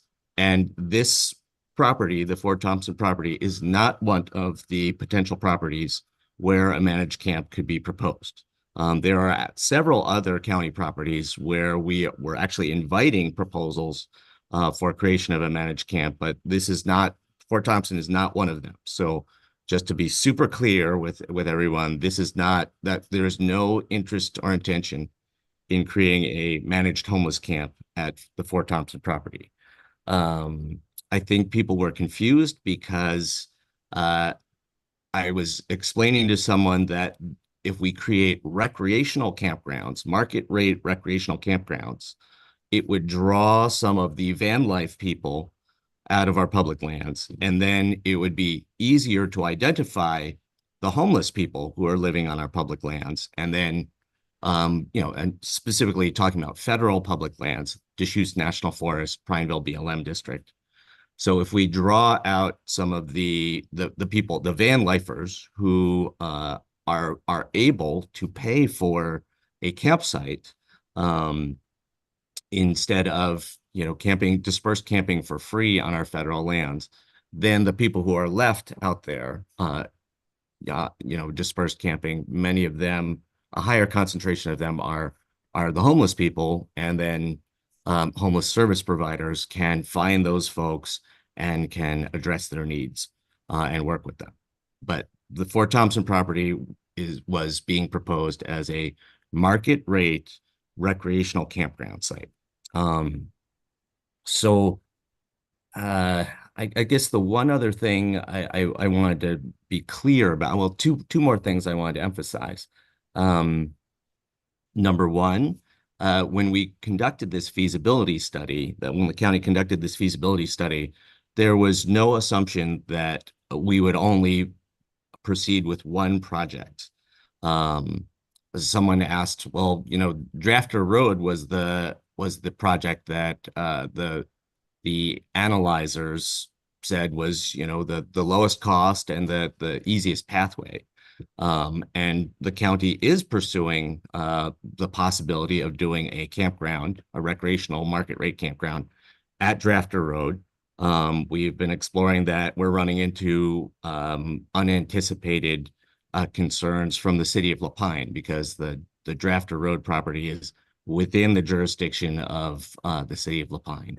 But we are exploring that possibility, and I'm still interested in exploring the possibility of doing a campground at Fort Thompson. One of the things that, and the last thing I'll say is that one of the things that we heard a lot of from people at, along Hunnell Road, the Huns, when the road widening paving improvement project was initially proposed a few years back, was, we use the road, this gravel road, we use this road as our trail, as our recreational open space right now in this community. And if you pave it and widen it and straighten it, we're not going to be able to do that anymore. So I walked away from those discussions really wanting to find ways to provide more trails and recreational open space for the Hunnell Road community, the neighborhood. And this concept of doing a park on the Fort Thompson property is one of the results of that. I think it would be a very suitable place to build up to potentially 8 or 10 miles of trail, the 500 acres. But we've learned from other counties that if you build a county park that is day use only, it is a money sink. You are spending money every day, every week, every year to keep a day use county park open. And the way that other counties have figured out how to offer county parks without charging the taxpayers, essentially, is to attach a campground to a park. And so that's how this whole package comes together. Fort Thompson, the Fort Thompson property is an opportunity to create a park with trails and open space for the community. The only way to do that in a revenue neutral or potentially revenue positive way for the county would be to include a campground within that park. So that there's a little bit of framing up of where this concept originally came from. And that's about as far as we've gotten. A lot of discussions need to happen, and I'm more than happy to have those discussions after today's meeting. And with that, we can jump into the regularly scheduled agenda item. Thank you. Thank you, Commissioner Chang. All right. Jen? Good morning, Commissioners. Jen Patterson, Strategic Initiatives Manager. I will just give a brief background and then turn it over to Will Groves. In March, the majority of the commissioners were interested in having staff pursue the Oregon State Parks County Opportunity Grant Program to look at recreational campground opportunities at the county-owned property at Fort Thompson Lane. Since then, staff has met with local and statewide agencies to determine best next steps for recreational campground development in preparation for applying for the grant. In those outreach conversations, staff has gained further knowledge on land use review process and potential challenges. So I will turn it over to Will to brief on that information that we've learned. And good morning again, Commissioners. Your Planning Manager, Will Groves. In the memo that I provided to you, I dove in some depth to the difference in the statutory administrative rule and case law history associated with the difference between public and private parks on EFU. I'm going to go over that at a relatively high level. There's a lot of nitty gritty in there. But I know that one of the questions that came up as part of exploring this grant was the question about what does a public versus a private campground look like? And so we're going to talk a little bit about case law, land use review processes, some of the challenges that might come out of a park master planning process, and again, concluding with some of the grant opportunities that are associated with this. So at a very high level, to date, we've mostly talked about private development of this campground, and staff, of course, is not advocating for one path or the other, certainly just outlining what those look like. Private campgrounds at the Fort Thompson property are relatively difficult because it's an exclusive farm use zone, significant limitations under statute and rule, including a requirement that it be located at least 3 miles from a UGB, which it's not, which would require a goal exception to develop a private campground. There's also preclusions against high intensity uses like pools, tennis courts, retail stores, and separate sewer, water, and electric hookups to individual campsites are prohibited for private campgrounds. public campgrounds are governed under a relatively complicated set of interlocking rules that come from administrative rule and statute. And we'll get to some LUBA cases associated with this, but the one of the LUBA quotes that I really enjoyed from this is that the rule is profoundly ambiguous which uses require an exception in the absence of a local park master plan and which do not. So, I hate to interrupt you at this Please. moment, but I never voted for this. When I read how it was $21 million price tag, and there are so many other incredibly critical things that we as county commissioners need to be focusing on. So I just want to get that into the record, and thank you for highlighting that ambiguous statement.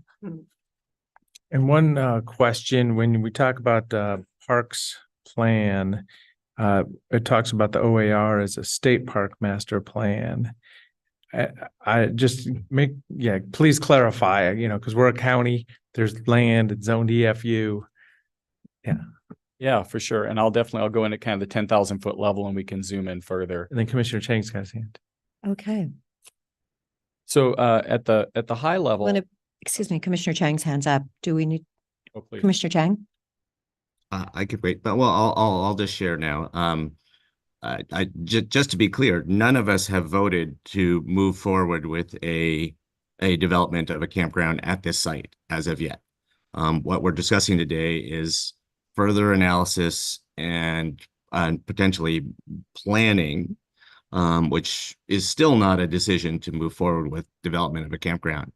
And I guess I just wanted to say about the $21 million potential price tag to develop this is that the economic analysis that Eco Northwest did for us showed a very positive rate of return. So if we proceeded with this project, what I would imagine us doing is securing some grant funds, borrowing the remainder, and then being able to pay back the debt service based on revenues generated from the campground.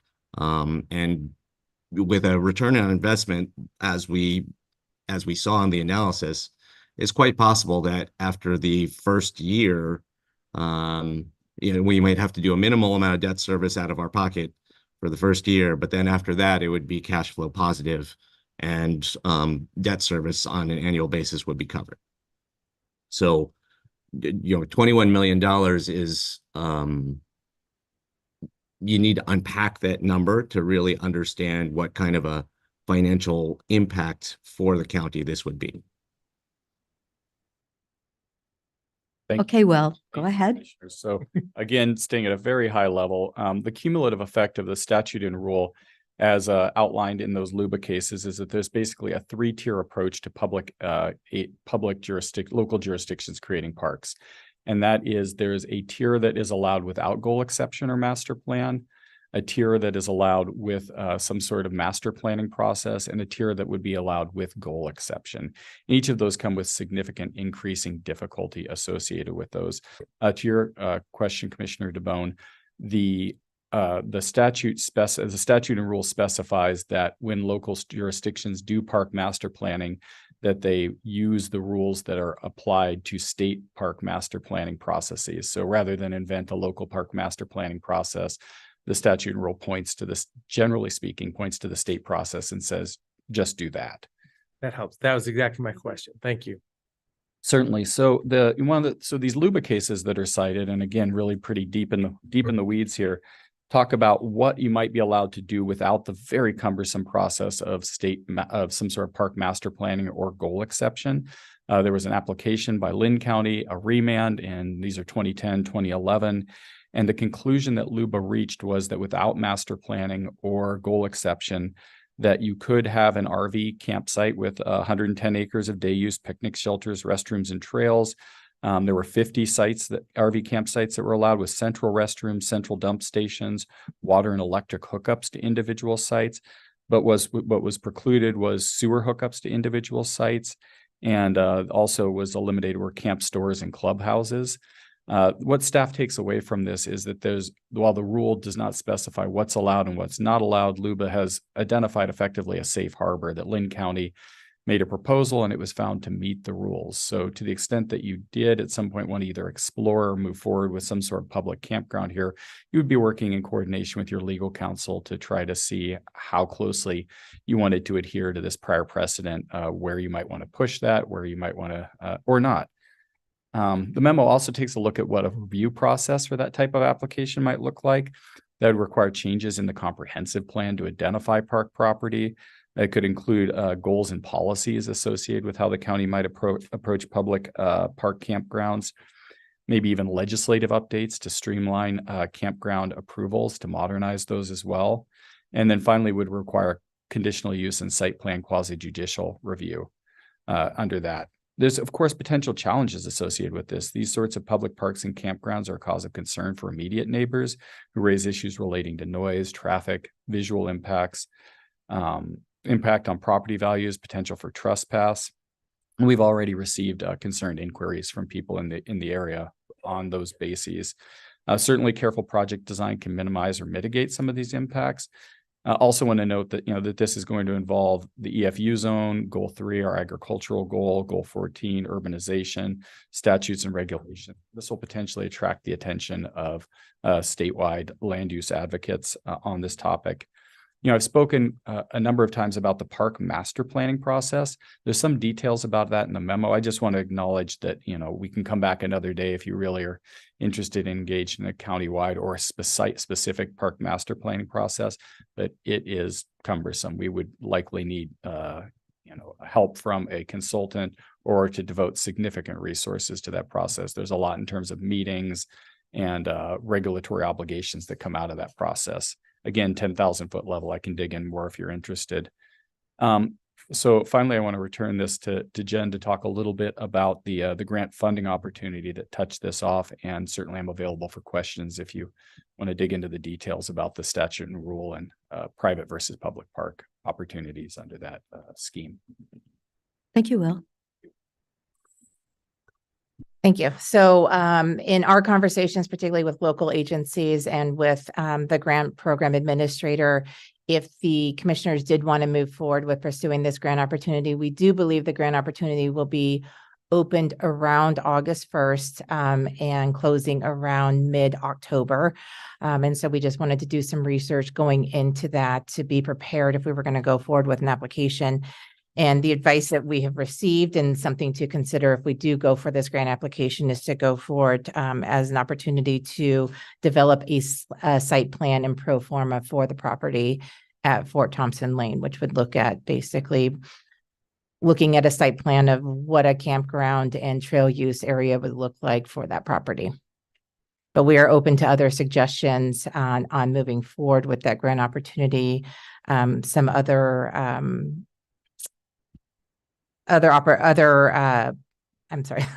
qualifications for the grant opportunity are acquisition, development, rehabilitation, and planning. So that would be under the planning portion, but we could explore other opportunities to apply for that grant. We did get clarification that staff time or any, county related staff time would not be applicable use of those grant funds. So, do you think kind of more of a proposal, make it a little bit more mature, pro forma and maybe a little bit of footprint would be in the scenario that Will mentioned with 50 campsites and, no sewer and no retail business and all that? I mean, so that would be the scenario to start with, or I guess that's. I'll answer briefly and then turn it back over to Will. So we can put, so what we would do if we were going for this grant fund, I think the vision there would be to go after an RFP to have a consulting firm put together the site plan. So in that RFP, we could put specific parameters that the commissioners would like to see in there and per planning department. And that's fine. Yeah. So that's to be determined. I kind of answered my own question there. Understood. Commissioner Chang? I have had some discussions with the Bend Park and Rec District about potentially partnering on this project in the overall park project in some way. They weren't incredibly interested in the campground piece. They were open to it, but it was more the the opportunities for open space and trails that they were interested in. And you know, in the grand scheme of the Bend Park and Rec system, and this is a project or a park on the scale of Shevlin Park or the Riley Ranch Park. So I mean, this is a very significant piece. And you know, you look at the history of Bend Park and Rec, and you know, Shevlin Park was significant distance outside of the urban growth boundary of the city of Bend back in the day when that was created. And this is, you know, kind of a comparable distance. So the reason I'm talking about the Bend Park and Rec District is this is an entity that has substantial experience in doing park master plans. So I wanted to ask Will whether if we wanted to explore a master plan concept, you know, like approach to this, whether partnering with Park and Rec, whether that would be a in the eyes of LUBA, in the eyes of the state land use planning system, if they did a master plan for this park, would that address concerns or you know, address requirements for park master planning? Thank you, Commissioner. I don't know the answer to that question. I'm going to start there. You know, the allowance is for a public park that's run by a local jurisdiction. I mean, certainly we would be, to the extent that the park was in our jurisdiction, it wasn't cherry stem annexed or something complicated like that that seems unforeseeable. We would be the jurisdiction hosting that discussion, debate, comprehensive plan effort, permitting. To the extent that they were, you know, that they were interested and or willing to act as the applicant or consult or provide additional information, I think that would depend on their operational needs at the time. We had a meeting with them, and they had expressed some, I would say, concerns about that process. You know, they certainly weren't looking with the existing funding and structure that they have to be leading the creation of new campgrounds outside of the UGB. And at the same time, they were very supportive of the county and our good relations that we have. And to the extent that they could be good partners, provide information, make connections, they were very, very helpful in that regard. I want to see if Jen has anything to add to that discussion. I was just going to mention, we did engage with them extensively with a sit-down meeting along with our property manager, and they did provide a lot of advice and insight, but I think we'll recap that pretty well. Stephanie. Yes, good morning still. Stephanie Marshall, Senior Legal Assistant Counsel. Boy, these allergy It's drugs. the junipers. Oh my gosh. I wanted to chime in as well. And yes, we would want to specifically look at your question about who prepares park master plan. My gut right now says that even if the BMPRD was to prepare that plan, it would be something that the county would consider to adopt, because as the owner, the applicant of the to develop a public campground on that property, you know, to the extent that we could lean on BMPRD to do that work, it would still have to be something that goes through the planning commission and recommendation to the board.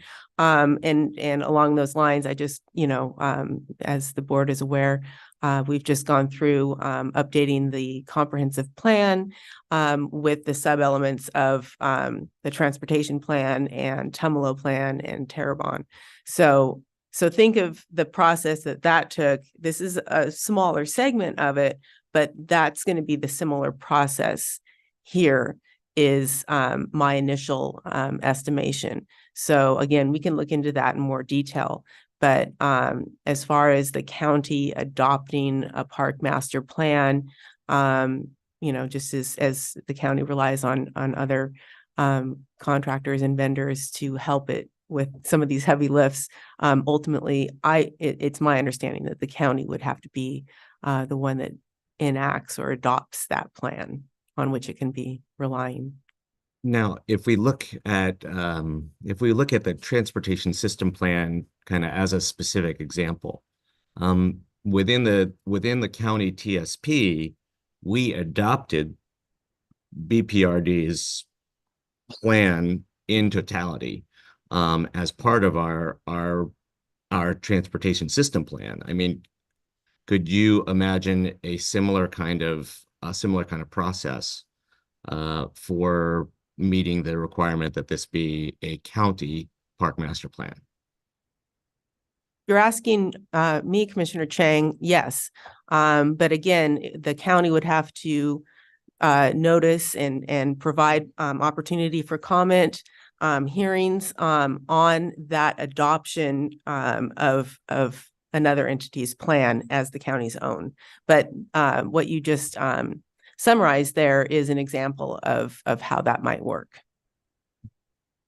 So conceivably, if there are grant funds available for a master planning process, we could work with, I heard what you're saying. I heard what Will and Jen said about, with existing resources and existing scope of work, BPRD is not interested in jumping in on this. But if we were to secure supplemental funding for master planning and approach them about potentially partnering with them with us on this process, that's a potential partnership pathway. And then legally speaking, that there might be ways to have that project move for that plan move forward, and then for us to adopt it as a county plan later on. If that was a question, yes. And I also just wanted to clarify, again, the applicable statute and regulations does not require a park master plan. But having that may be a clearer path to avoid having to apply for and obtain exemptions to Goal 3, 11, 14, various things like that. We'll aptly summarize the LUBA cases where there was neither a park master plan nor an exemption to goals.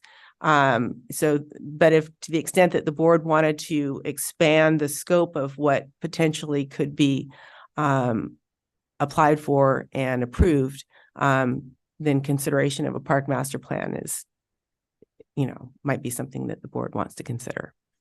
And I'll let Will add into that as well. Yes, thank you. I completely agree. I think that as we kind of come down to the bottom of the memo, there's a question about next steps, certainly.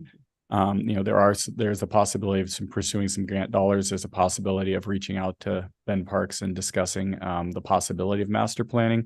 Certainly I came into this memo into the notion that a master planning process would likely be more cumbersome than what we would want to engage with. But certainly if the board, wanted to direct staff to, in coordination with a consultant or, at the kind of in competition with other resources that we have, we're certainly available for that. So, that question, I don't think that we vetted it very thoroughly about, would you want to explore what a master planning process might look like? Who might be partners? Where might we find dollars from that? That's something that we haven't dug into as deeply. I think the memo today is built for, would you like to direct staff to try to seek grant dollars to look into a planning process to see what a site here might look like? So without committing to developing a site, would you like to see kind of a back of the envelope sketch and some notion of what that might be? I mean, like on a napkin. Yes. Okay. Yeah, or just a kind of maybe a little more than that. Certainly there might be a consultant, there may be more formal development, but without committing to an outcome, seeing what that process might look like. I think an alternative to that would be directing staff to, and a supplement to that would be directing staff to look more deeply into what a broader master planning process looked like. The real opportunity, I think, associated with that bigger project is that it's clear under statute and rule there's more afforded to those parks, so that they can have more intense facilities associated with them. And in particular, if either the size, the number of spaces, the board was thinking, look, that doesn't really, and I haven't looked at it personally, maybe there's a certain number of spaces that need to be out there to cover the cost and have this be revenue forward. I'm not familiar with those numbers, but it may be that the safe harbor that comes without master planning or a goal exception may just not meet those economic targets. So a variety of opportunities and questions there. I just thought I'd mention Little Worrell Park right outside the door. I want to thank the community for saving that. It's just a little over an acre, and it means the world to me that I can look outside the door and it's not all flat and parking. So thank you to the community, working actually with the source over saving Worrell Park. It's a great view when the blinds aren't all the way down. But I noticed that this comment has grant funding of a 50% county match. What kind of money are we talking about? We don't know yet. I know, I don't. Have no We idea. haven't dug into that. We wanted to kind of come before you, given the new information that we have, to see what next steps the board would like to direct staff towards, if any. So just a couple big high level thoughts. So Commissioner Chang started off with this, and I'll kind of put some thoughts out here too. So well, in fact, what's a maximum stay? Is there a hard statement there already, you know, state land use? So again, it's not specified. In the Lynn County case, they chose 7 days to emphasize that this is not, creating a sort of a residential opportunity on the But property. state law doesn't limit us, or? State law does, in this case, the safe harbor isn't specified. 7 days seem to work real well for them. However, most campground stays are limited to 30 days. Again, if you wanted to proceed and in coordination with legal counsel, we could take a look at the relative risk of trying to change the parameter of the safe harbor from 7 to 30. Well, yeah, so my experience, Cascade Meadows RV Park, Thousand Trails, some of the places we have in the rural county is 2 weeks. So that's why I was asking. I didn't know if state law defined that or not for future or whatever. So 2 weeks and maybe an opportunity. So there's a market need and opportunity for this. These are my thoughts along these lines. We've seen generation, COVID, people transitioning or selling a house, buying an RV, and just checking out the country, right? So we've got people that are mobile these days.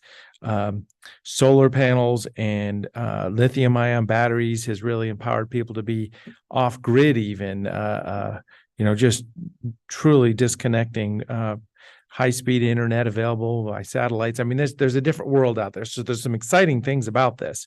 When it comes down to the land use, we did do a campground study. There's a memo from a couple of years ago on this. There's a huge market need, want, and desire for this, and paying customers. And $35 or $50 a night, 30 amp or 50 amp electric service. There's a whole world around this.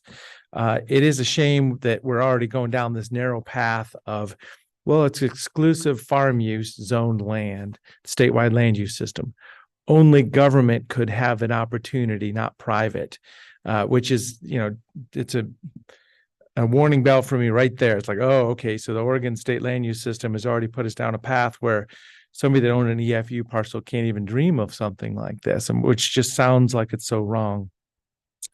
But as I say, also, there's a vision here. A couple miles north of Bend, between Bend and Redmond, maybe that's a great opportunity. I'm thinking a right in and right out, though, because that's a high-speed highway there if we're truly coming off of 97. I don't know about any other things. Haven't thought about it. What does access looks like? So as I say, that's why I'm kind of, half in and half out on this. There's reasons to do it, and there's reasons that are frustrating about it also. But yeah, that's for the folks that are following this real close in the room. The fact that it'd be nice to be able to do this. We have that RV resort area being put together in south end of Bend right now. It's going to be quite an operation there in the urban growth boundary. Big choice, triggered a bunch of energy when trees were being cut down. I mean, we've got to do something somewhere. So just some of my thoughts. So Commissioner Chang, I see you have your Yes, hand go up ahead, again. Mr. Commissioner Chang. So I don't think we can figure out whether we want to pursue. I don't think we could figure out what kind of an analysis or plan we want to look at until we grapple with the question of what size of campground is economically feasible. The consultant ran this very large campground scenario for us. They said, well, at 300 sites, the return on investment is really good. And, I don't know enough to have a good sense of whether, what the increments, what the components of the cost are, that they analyzed. Is the access road in there the biggest part of the cost, in which case, you don't save a lot on the initial cost if you ratchet down to 50 sites, because the road is the most expensive part. If the road is a relatively inexpensive part, but each site you develop has a significant cost associated with it, then maybe a 50 site campground is very economically feasible. And when the consultant came back with, well, a 300 site campground would work really well, my initial thought was, well, that's too big. I don't want to start with that. I mean, maybe you leave room for additional, but I think something like 50 or 100 sites would be a great initial project if the numbers all work for something at that scale. So I guess what I would propose is that we table the question of whether we're going to apply for that grant funding opportunity in August, until we get a little bit more of an understanding on what scale of campground is economically feasible. And that really drives the whole question of whether we want to explore a master plan or not as well. Again, if a 50 site campground is economically feasible on its own, then we could work without a master plan. If we really want to do something that's more like 100 or 150 sites, then we probably need the master plan. So that's my suggestion on how we proceed, that we table the question on master planning and table the question on applying for this grant until we can run down, some kind of a little bit more in-depth financial feasibility analysis than what we already have in hand for kind of different size campground scenarios. So that sounds like spending money on analysis. We don't have really a fund for that. I mean, that's the tricky part here. I mean, the consultant built a whole bunch of spreadsheets and other pieces, tools for us, which had, numbers already inputted into it. I'm not saying that one of us could just pick that up and fiddle with the numbers and come out with something, but I'm not saying that that's not possible either. We just don't know right now. So do you have our special consultant run some spreadsheets for us? Am I the special consultant? I think so. You knew that was falling to you. I did. So yes, Echo Northwest, in part of the camping feasibility study final report, included I think in their description, in easy to use plug and play Excel spreadsheet. I have not gone into that in depth. And one of the consultants has offered to be able to still go back to him and ask him some questions. So I think if I'm hearing Commissioner Chang correctly, I can look into that in the next week or so and see if that is something that I, maybe with some staff support, could easily do or can do with some direction. And if we can get some, appropriate numbers from that based on a couple different size scenarios. So I'm more than happy to look into that and touch base with Echo to see if that's something they can help assist with the next week or two with those spreadsheets. And then we can provide updates to the commissioners on kind of the feasibility of using the spreadsheets that they provided with the feasibility study to really get at some of these numbers that Commissioner Chang may be looking for. Am I recapping that correctly, Commissioner Chang? Yeah. And I mean, also, Mark Buckley is a member of our community. I mean, maybe we could we could ask him to, yeah. He was the for one I a was little- referring to. Yeah, he for a told little me bit that. of help. Yeah, for a little bit of help with running a couple of like real simple additional scenarios or kind of refined scenarios. And if he says, you know, well, to do that would take a certain number of hours, maybe he could give us a quote on what that would cost as well. Great. I'm more than happy to do that over the next week or two and see kind of what information I can bring back before you. Well, and I support running some numbers, you know, and this is a lot of moving parts here and some, you know, community engagement already happening and knee-jerk reaction of, well, just don't do this. Well, let's have a conversation. So I do support moving it forward and looking at the big picture. And as I say, I've been supportive of figuring out where RV opportunities are somewhere in the county. We're 20% of the land is available for development. 79% is publicly owned.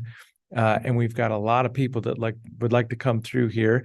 I think of, you know, when we talk about putting water at a campground, it's not going to work 4, 5, 6 months out of the year. It's going to freeze solid.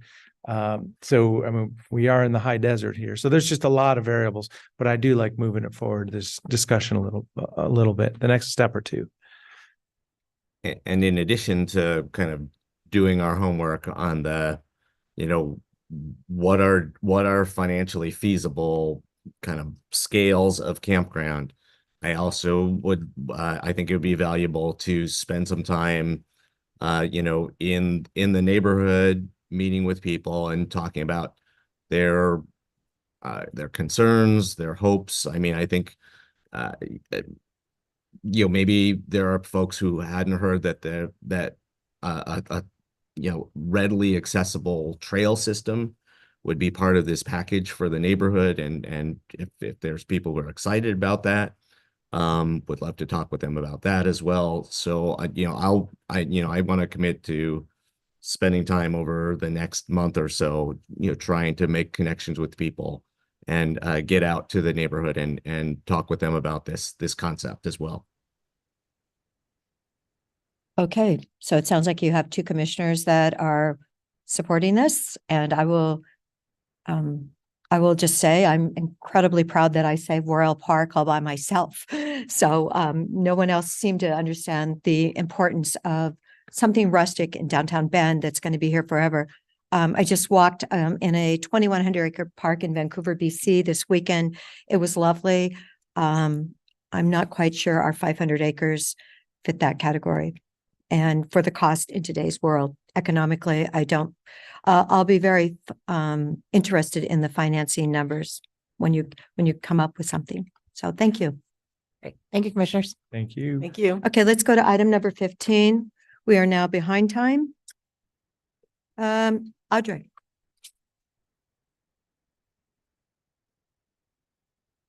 When do we get to say that? Next week, you can come at 9 a.m. and you'll have, each one of you will have 3 minutes to talk. Go and find the form. We're really upset. 9 a.m. Wednesday? Next Wednesday. I ordered the property. I got no notice from you guys. And what's being proposed is not a good idea, nor is it financial. Are you bringing all the homeless from the other side onto this side? I think years figuring it out at my own expense. I can appreciate what you're saying. Okay. Number 15, please. Would you like me to start, commissioners? Could we have just a 2-minute break? Thank you.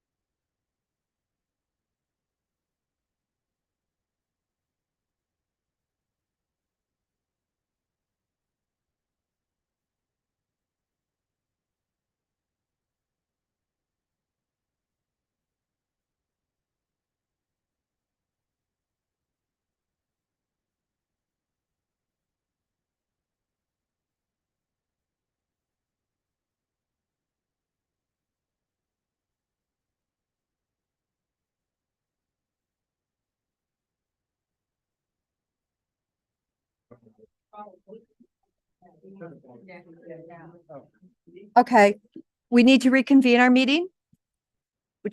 Audrey, would you like to go ahead? Thank you. Good morning, commissioners. For the record, Audrey Stewart, Associate Planner with Community Development. The item before you is a consideration of whether to hear an appeal of a hearings officer decision. The request is a conditional use permit and site plan review to establish a psilocybin service center at Juniper Preserve Destination Resort, formerly known as Pronghorn. The applicant proposes to operate a psilocybin service center within an existing 2,900 square foot building, which is located in the core area of the resort near other commercial uses and in close proximity to a golf course and residential units. A public hearing was held on March 12th, and a hearings officer decision was mailed out on April 29th, which denied the application. The hearings officer denied the application based on 4 criteria. 2 of those are related to the screening of the parking area, and 1 is related to the clear vision area, which is that area where the service drive intersects with Nicholas Drive. The final reason for denial comes from Chapter 18-128 and the standards for conditional use. The hearings officer found that the transportation access to the site was not suitable because it requires transporting psilocybin across federal land. This argument is based on the fact that the BLM has granted an easement to the destination resort, and transporting psilocybin across that easement would violate federal law as well as the conditions of the easement. In the notice of appeal, the appellant provided counter arguments to each of these points and provided reasons why the application should have been approved. Per Section 2232.035 of our procedures ordinance, the board can only consider 3 things when deciding whether or not to hear an appeal. Those are the record developed before the hearings officer, the notice of appeal, and staff's recommendation. Comments have been sent to both staff and the board after the hearings officer decision was mailed out. Those comments weren't uploaded to the public record because they were received outside of an open record period, and they can't be considered when deciding whether or not to hear the appeal. However, should the board decide to hear this appeal, they'll then be uploaded and added to that public record. For the sake of procedure, could the commissioners please confirm that if you've received any emails or communication outside of an open record period, that you won't consider that today when deciding whether or not to hear the appeal? So, yeah, I received email of Patricia Lucas when we worked together, economic development. She has taken a position. I reviewed the email, didn't read it in detail, and I won't use it as part of the decision today. And I have an email, yes, from a BLM employee that I believe came through yesterday, and I didn't realize I wasn't supposed to look at it. Oh, you're just to confirm that you won't consider it today. I will when not deciding consider it, whether or not to but I hear. did get one. Thank you, Commissioner. And there may be other emails in my inbox that I haven't figured out that are there yet because I'm a little bit behind right now. And I did see Patricia's also. I won't consider any of the emails I've received in the last few days as part of our deliberations today. Thank you, commissioners. So the question before you today is whether or not the board would like to hear this appeal and hold your own public hearing. The second part to the decision today is if you would like to hear this appeal, what you would like the format of that hearing to be. The board could hear this de novo, limited de novo, or on the record. The appellant has requested a limited de novo review, which would be limited to just those points raised in their notice of appeal, which are the issue areas that this was denied based off of. And with that, staff is available for any questions or discussion from the board. Is there any guidance about on the record or not procedurally? As in, I know sometimes it's hard to keep it to those specific topics. That's an excellent question, Commissioner. So we can facilitate whatever format hearing the board would like. Just to be upfront, if you did decide to go with that limited de novo review, staff almost acts as a bit of a referee and jumps in fairly often when, comments or deliberations are getting outside of what we can consider. So there's a trade-off there in that it would be a much more sort of focused review. but you wouldn't be able to, respond to or talk about comments that came from, Yeah. other issue areas. You're kind of putting the blinders on for everybody to stay focused on just. Exactly. And in that case, staff is jumping in much more often to just make sure we stick to what the review is limited to. Even if we receive comments that are outside of those issues, I mean, we would just acknowledge that I've seen other comments on other topics, but we're staying focused on these points. Yeah, okay. Mr. Chang, do you have any comments? I'm not sure whether I'll just start talking, and Audrey, you can rein me in if I am out of scope. Basically, I'm interested in hearing this appeal because this is the first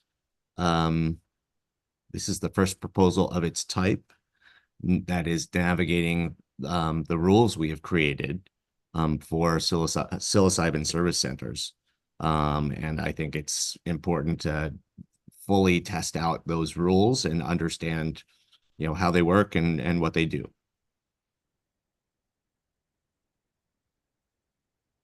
Thank you, Commissioner. Commissioner Chang, are you supportive of hearing this? I guess from what you said, I wasn't sure. Oh, That's what he said. sorry. Yeah, so I'm supportive of hearing this. Kind of beyond the specifics of this application, just kind of from a broad perspective. I think it's important for us to understand what the regulations we have created do and don't do. Yeah. So, I mean, I'm coming to the conclusion, I'm supportive of hearing it. It is our local code, and limited de novo if we can get there. I guess that's the way I see that, because it just, there's going to be a lot of information, but if we can keep it to limited de novo, I support that also. Okay. Are we in a position then to make a motion? Stephanie, we're not. Thank you. Stephanie Marshall, Senior Assistant Legal Counsel. I'm not part of the decision making here, or party to what the board may or may not decide.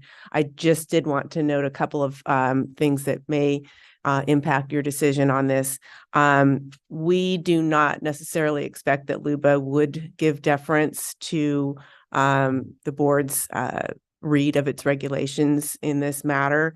So there's that. Which is one of the main reasons that the board takes up some of these appeals and proceeds to hear on them is the fact that as the legislative body that adopted certain regulations, you get deference. Legal is not certain that would be accorded to the board in this appeal on these issues.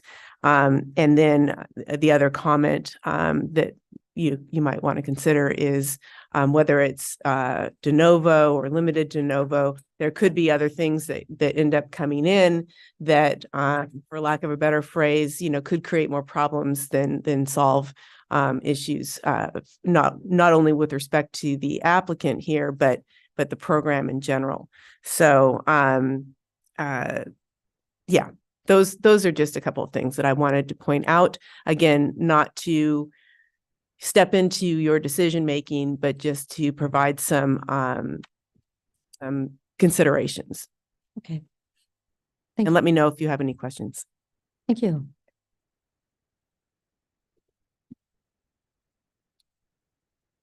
So the way I understand to repeat what you just said, Lubas doesn't care what we decide.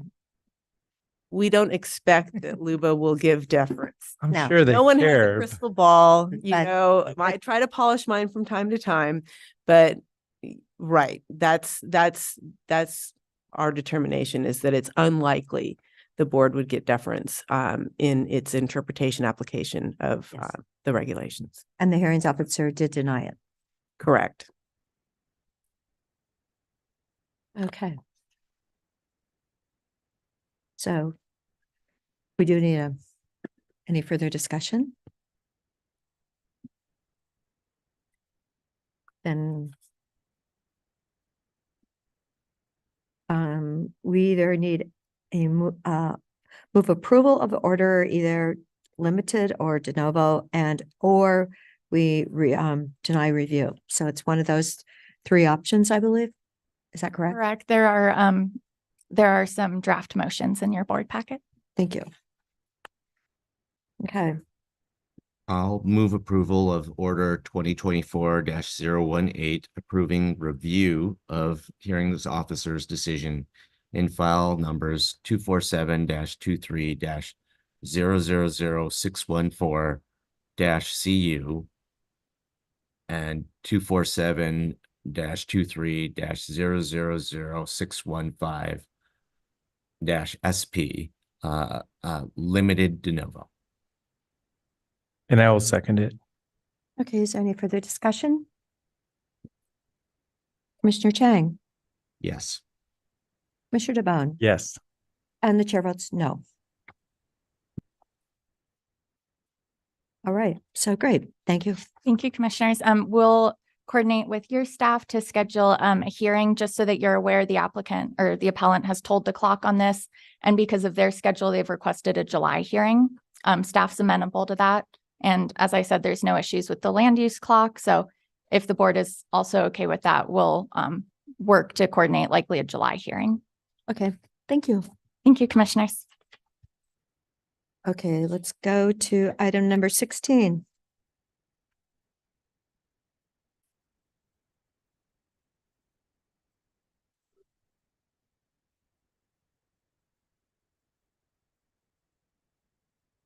Good afternoon, commissioners, almost. Morning. It's still, we've got. That's why I said almost. Almost. Jen Patterson, Strategic Initiatives Manager, today and before you to provide some or to introduce department heads who are going to provide some performance measure updates. As just a quick background, each year, every department in the county sets performance measures and they check in on a quarterly basis on how they're doing against those performance measures. Each quarter, several departments are chosen to come before you to present their performance measures. And today for fiscal year 24, quarter 3, the county goals and objectives that will be presented are on the resilient county and housing stability. And we have 4 departments here to present on specific measures that pertain to those objectives. First up, we have Will Groves from Community Development. Good morning, Commissioner. Chair, once again, your planning manager, Will Groves, here to talk about performance measures related to rural ADUs. Of course, we went through a process that went over a year to take advantage of legislative changes to allow ADUs in the rural county. And through a planning process that went through the Planning Commission to the board, ultimately approving those, that project was delivered. To date, we have approximately 20 planning applications for those ADUs, and we currently have 5 building permits issued and 4 in plan reviews. So that's I think a progress as promised. This was a legislative opportunity that the board identified as a priority, and we're happy to say that we've delivered that, and we definitely appreciate in that process you had provided us some extra time to make sure that that was well coordinated between our internal divisions with regard to septic, coordinated surfaces, building and planning. And I think that that's paying off, giving people a much smoother ride through our system as we implement a new type of dwelling in the rural county. So appreciate your support and through that process. If there's anything we can do in the future regarding this project or anything similar, we're happy to help. You definitely did it. I think Nick and I actually testified at the same time the last 3 prior years. So you said 5 are being built and 4 are in process? That's our in building plan review, yes. Okay, great. That's wonderful. I know they're a lot more expensive than we were thinking they were going to be, unfortunately. Thanks, Will. Thanks, Will. Next up, we should have Jeff Hines. I think he's joining us via Zoom with Fair and Expo. Okay, I will ping him real quick and see if we can get online. So we'll skip forward and go with property manager. I think at property management, Christy Bollinger. Yep.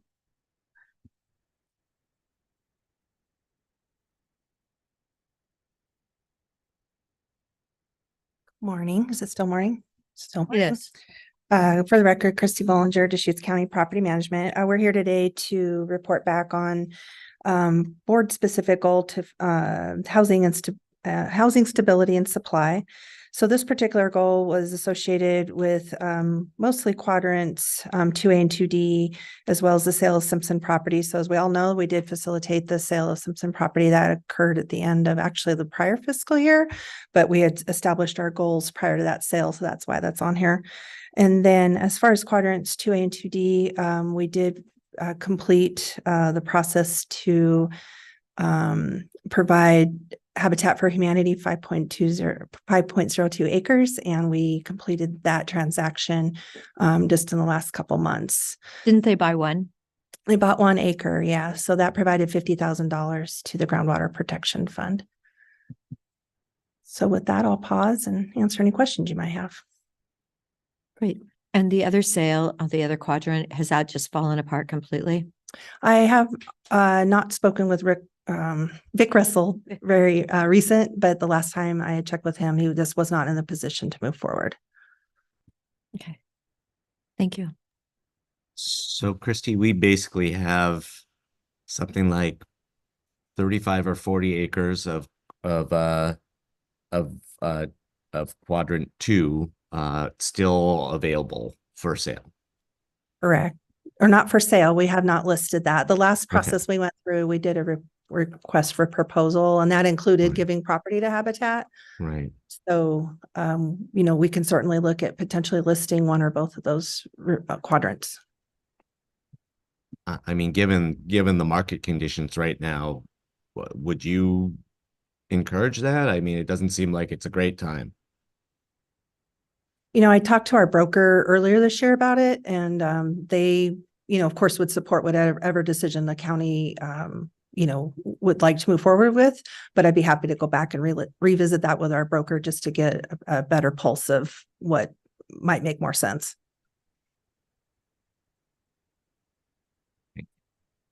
Thank you. I know. Interesting. You can always talk to the broker. It doesn't hurt to talk to them. Mm-hmm. Absolutely. Thank you. Okay. Thank you. Great. I know Jeff is trying to hop on, so we'll have Chris Doty go next with roads, and then we'll go back to Fair and Expo at the end.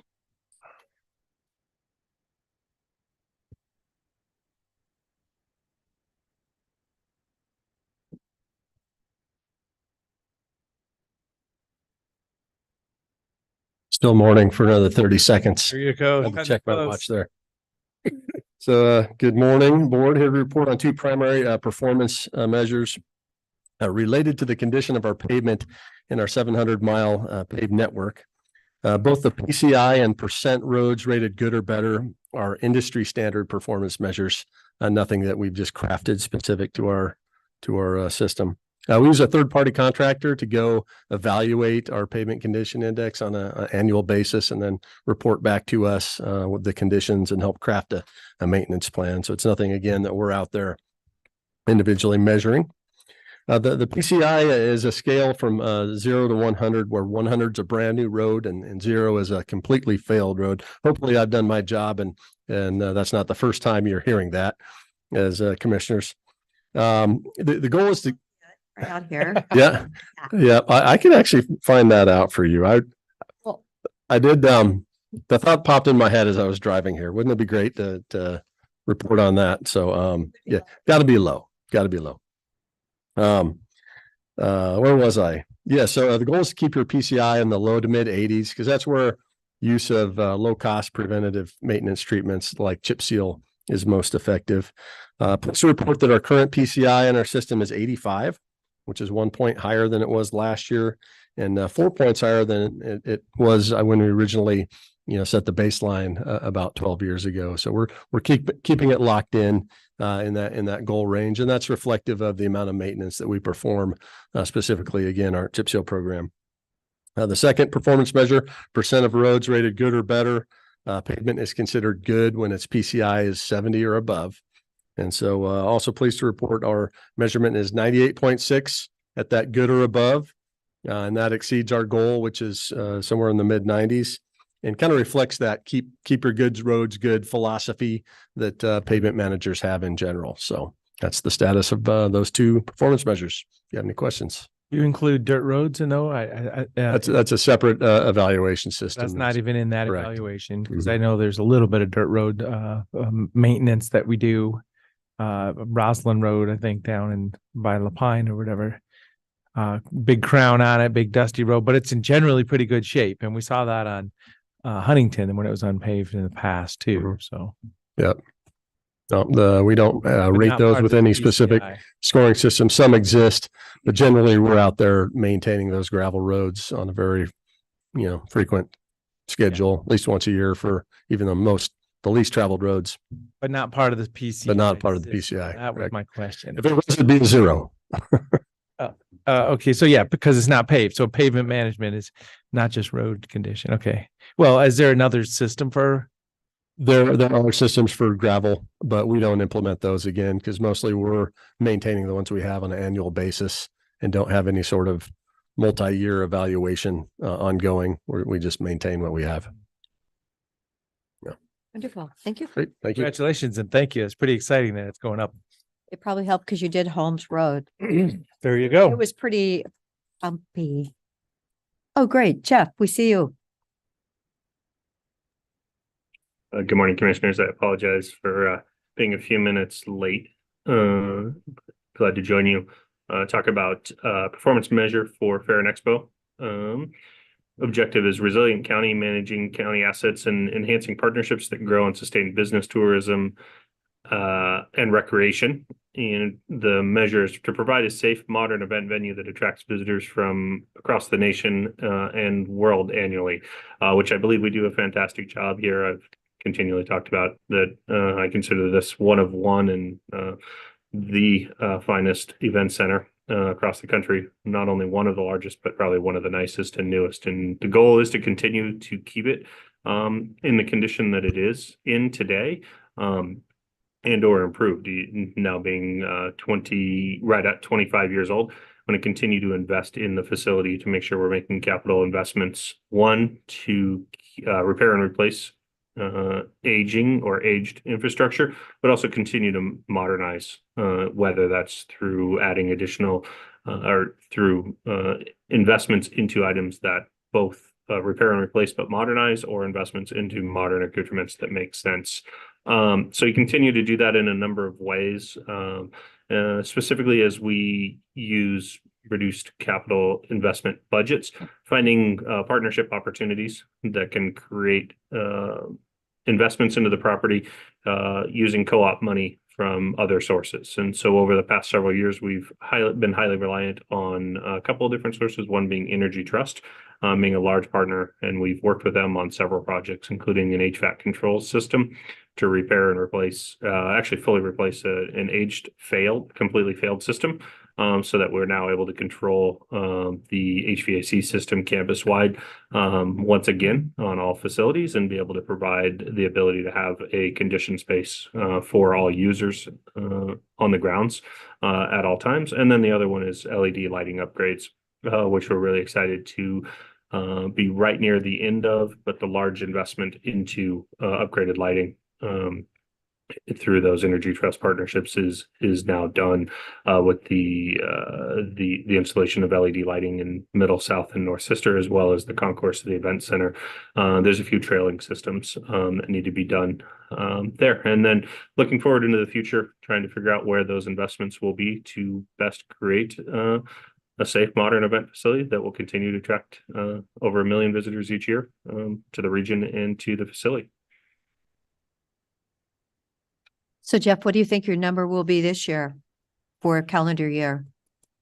Of total number of visitors? Yes. What What was it last year? We were 960,000. I don't remember the exact number, right at 960, just under 1 million. Our goal is to break that 1 million visitor mark. That's a significant growth over the last several years, growing from 500,000 to 600,000 kind of continually prior to COVID. Then obviously a ramped up increase since then as we've brought on more large scale events. I hate to wager because it's so dependent on so many variables, but our goal again is to break that million visitor mark and then some. Which does make us the most visited tourist destination in the region, right? Is exceeds the visitation to just about anywhere else in the county, unless you consider the airport visitor destination. Different purpose, but it That does doesn't exceed. count. Yeah. Yeah. Great. No, so you're hoping we'll get over 1 million this year then? That's the goal, yes, and I think we're potentially on track to reach that as long as a number of other things things we outside of our control align, largely weather. Yes, great. Thank you so much. Thank you. All right, so we're good? That's it. Okay, so Bill Kuhn, Thank you. Fraser, please. Thank you, Jen. Getting there. I'm gonna have to leave the meeting at this point to catch up with the Wasco and Clatsop County Commissioners. So sorry to miss these last two reports. I'll watch later. Okay, thank you. Have a good day. Enjoy the Dalles. There's a really nice French restaurant downtown. I've been there a couple times. Good afternoon, Commissioners. For the record, Bill Kuhn, Deschutes County Treasurer. Smaller audience now. Oh, than I we had can't earlier. understand. Thanks for the April Treasurer's Report, and I'll kind of expedite the report in the essence of time. Touching on a couple of high-level economic conditions. I'd say the most impactful news over the past several weeks was the release of the April CPI data. This data showed that inflation moderated to 3.4%, which is cooler than economists expected. Still, it's only 1 month of data that doesn't really move the needle dramatically. And obviously, the Fed is still very much targeted on achieving a 2% terminal inflation rate. And I've noted that several Fed commentaries have indicated that there's still no evidence yet to change monetary policy now, supporting a reduction in rates. There's still significant areas of inflationary pressures, including both in energy and housing costs. And I've discussed this over the past several months. We definitely appear to be in a higher for longer rate scenario. The next Federal Open Market Committee meeting is scheduled for June 11th and 12th, so that'll be telling. The market is still forecasting only 2 rate reductions in 2024, with the first potentially occurring later in the year, and those 2 rate reductions are estimated to be 50 basis points. And then this conservative approach to cutting rates will carry into 2025 as well. Basically electing to leave rates higher to dampen any inflationary pressures. Expectation right now is that core inflation should be at 2.8% by year end, which is still much higher than what was previously expected. In April, the U.S. economy only added 175,000 jobs, which was considerably below forecasted and the slowest job gain in 6 months. The unemployment rate ticked up from 3.8 to 3.9% for the month. Nationally, monthly housing data showed negative signals. March existing home sales fell, that should be actually April, fell 1.9%, which was likely impacted by rising mortgage rates. And this is a second straight monthly decline. Building permits also unexpectedly fell 3% in April, pulling the annual pace down to 1.44 million, which was the slowest since December of 2022. A little bit of good news. In May, the average 30-year mortgage rate dipped to 3.9 or 6.94%, which was down from a high of 7.29% back in April. And at a regional level, I'll provide data on several markets within Deschutes County. The Bend single-family residential market had a median sales price of $707,000 in April, which is down from $753,000 in March. Median sales price again has continued to be impacted by the number of sales and higher-end homes over $1 million that occurred during the month. Of the 162 total sales in April, 33 or 20% were above $1 million. And 40 of these were cash sales, which weren't impacted by the current high mortgage rates. There's currently a 2-month supply of homes currently listed with only 10 days listing for sold properties. And of note, the Bend area single-family home building permits dropped significantly to only 21 permits in April compared to 54 in March. Redmond stats for the year showed a similar trend with the current median sales price of $533,000, which was flat from $537,000 in March. And Redmond area permits were 32 for the month, which was consistent with the prior month's total of 31. And looking at other markets in Deschutes County, Sisters, median sales price was $715,000. And Sun River was over $1 million for the month of April, and La Pine was $425,000. So that concludes the economic highlights. Any questions there? I noticed we almost had $1 million, well, 906,000 in interest income revenue. That was, yeah, pretty high. It is pretty high. Yes. Yeah. Considering last year it was only a little over $500,000. Yeah. Yeah. So there are some things that the county is benefiting from. Yeah, I would agree with that. Yeah, I think, interest rate scenario, a lot of availability, building availability, certainly in the county, has an impact.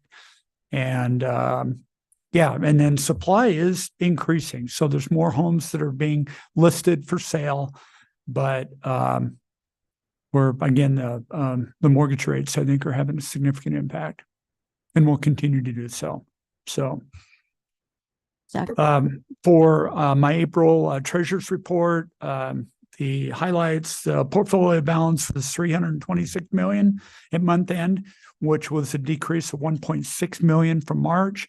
The portfolio has increased $32.7 million year over year, which is primarily due to courthouse related funding, both the bond issuance that we floated last fall, as well as the Department of Justice support that we received. And outside of that, we're tracking as expected.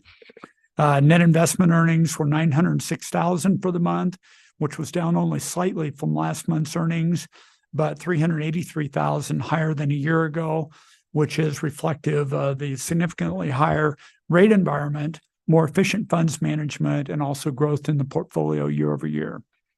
All portfolio category balances are well within policy guidelines.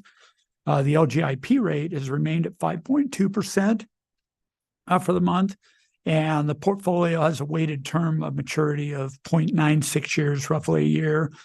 And part of that is actually being influenced by the match funding that we've done with the both the bond issuance and the Department of Justice funding, which essentially we match the investment with the expected need on that construction project. So that's kind of holding down that weighted term to maturity. And we are also still targeting roughly $40 million in short-term liquidity. So we've been bouncing in that 40 to 45 million, which is yielding the LGIP rate of 5.2%. And that really gives us a lot of financial flexibility to accommodate any changes in our monthly cash flow. And we're not being penalized by rate because of the really high short-term rates that we're seeing out there. So any questions? I think not. Thank you so much, Val. Great. Thank you. Thank you. Okay. Dan Emerson, you're next on the agenda.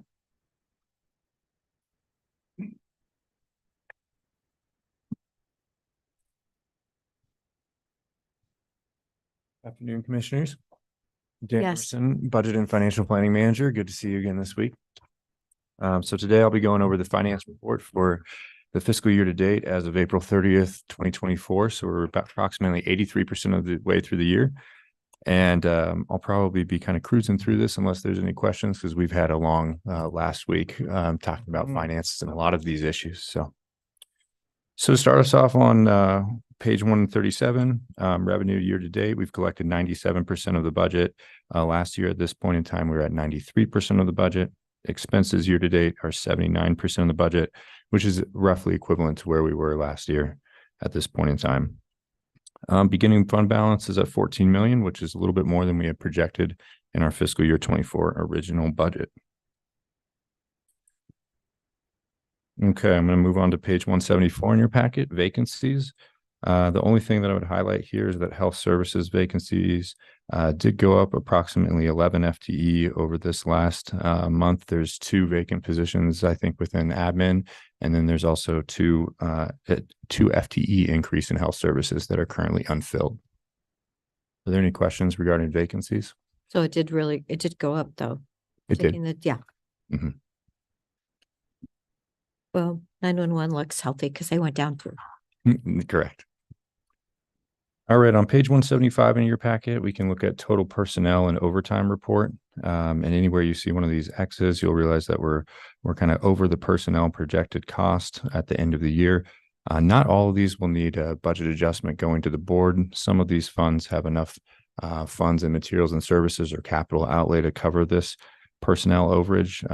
Health services is the largest overage, getting close to $1 million, but they are one of the funds that will have excess revenue in materials and services and contingency and be able to cover that without coming to the board. So these will be reflected in our year-end budget adjustment here in a couple of weeks. All right, moving forward, I'm going to skip to the general fund unless there's any questions. And that's going to be page 180 in your packet. So in the general fund, a couple of things I just wanted to point out.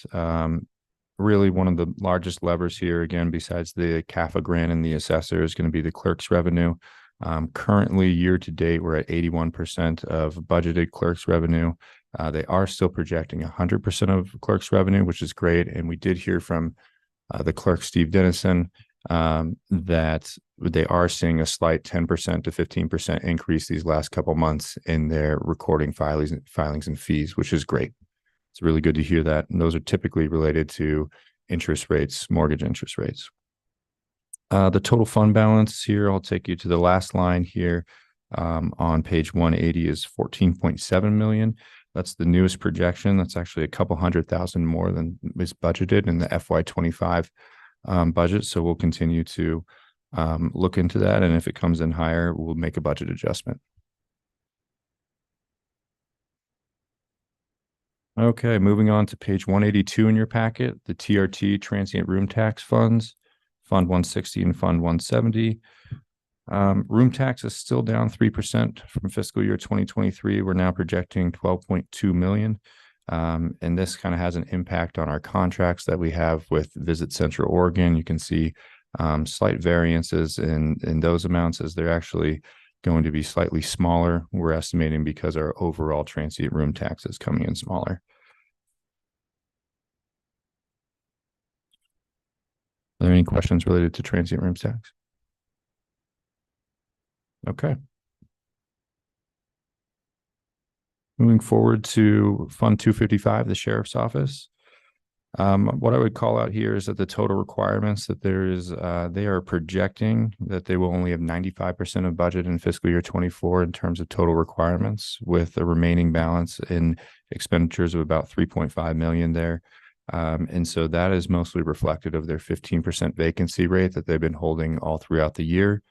The other thing that I would point out here is the total fund balance at the very bottom is 11.27 million. And I believe Robert and Joe Brundage spoke to this a little bit during the budget, but that's $1.1 million less than is budgeted in the fiscal year 25 budget. So they have 12.2 million budgeted in contingency, or 12.3. So this would be a slight reduction. And this is something that we're just watching with the Sheriff's Office at this point in time. We heard from Health Services both at Budget Week and on April 29th, and their projections are very much close to their budget. So there's really nothing major to go over here. Their reserve fund balance in Fund 270 is projected at 20.5 million starting fiscal year 25. 20.5 million? Correct. Moving on to page 191, community development. You can see that their total resources is substantially less than budgeted, which is reflects the revenue collection has been lower than anticipated due to the reduced permitting volumes. And this again is due to interest rates and the cost of building at this point in time. These projections reflect unfilled positions and increased health benefits costs as well when we go down to looking at the requirements there for personnel. So you'll see that there is a reduction in beginning working capital of almost 300,000, and that is just because resources are materializing lower than budgeted. Right, I want to call your attention to Fund 355 on page 193. This is the Adult Parole and Probation Fund. All I really wanted to say here is that the total fund balance of 2.5 million is actually 140,000 more than budgeted. And so we'll keep an eye on that, but that's actually really good because they are a large user of general fund. And if we recall during the budget presentation, they presented a much larger increased need of general fund from this year from FY25 to FY26. So, but we are continually eating into the beginning working capital in that fund by around 500,000 a year.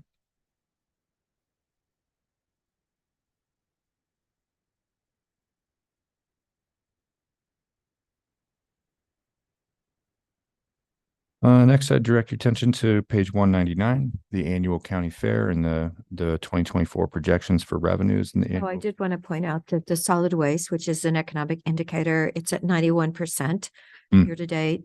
And it's interesting because building is down, and usually the solid waste is indicative of all the building waste that's taken to our, to not landfill. You're talking about our franchise disposal fees are at Yeah. 91%. Yeah, I mean, we're at 91% there for their revenue. So it's a little bit unusual, I think. Mhm. Usually they go together. Right. And they are projecting, they're right, correct. They're projecting that we'll end up at 109, almost 110% of budgeted revenues there. Yeah. So on page 199, I just want to point out the annual county fair projections down at the net fair, which is the third from the bottom line. You'll see that the net fair, the 2024 projection is actually to be negative $349,000. And so this is another reason why during the budget presentation, the fair discussed the importance and the need of increasing fees to make sure that as an enterprise fund, they continue to bring in revenue and not have net losses.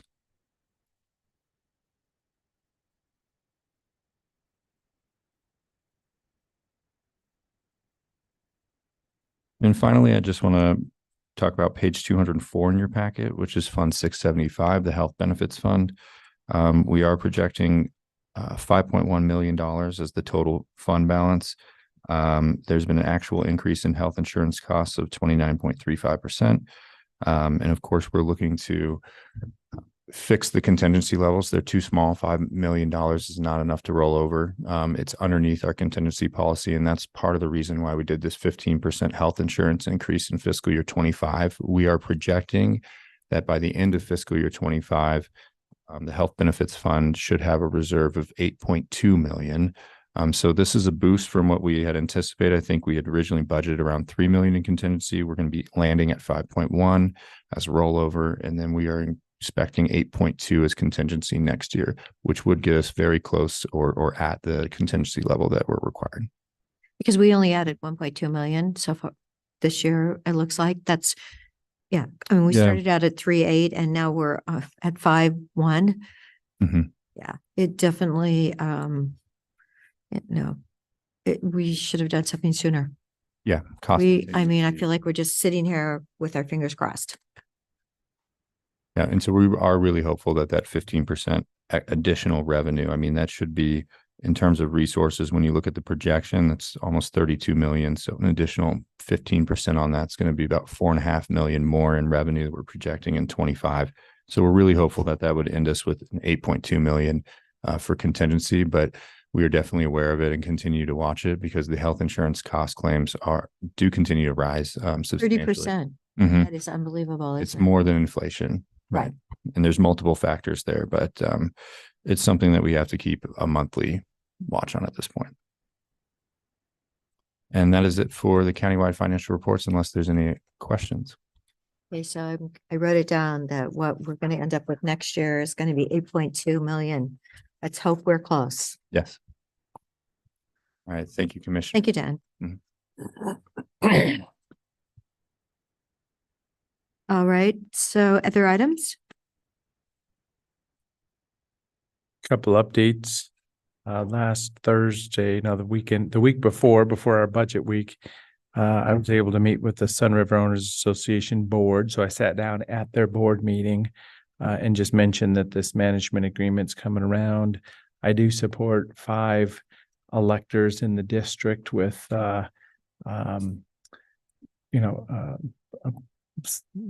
seats by SROA. What's the terminology? Ex officio, sorry. Ex officio seats by the SROA. So just a clean management agreement, and Jim Pfister is the chair currently. So he's going to put the memo to get it back to our agenda for us to accept, and discuss more if we need to. Moon Pit tour yesterday. So Moon Pit is the facility that's been promoted as the recommendation for the solid waste siting. And I think we all did that tour yesterday. Yeah. So all of us did that yesterday, separate tours. Also attended the South Redmond Tract Infrastructure Planning meeting. So that's the 700 or 900 acres at the south side of town there for getting water, sewer, roads, infrastructure set up.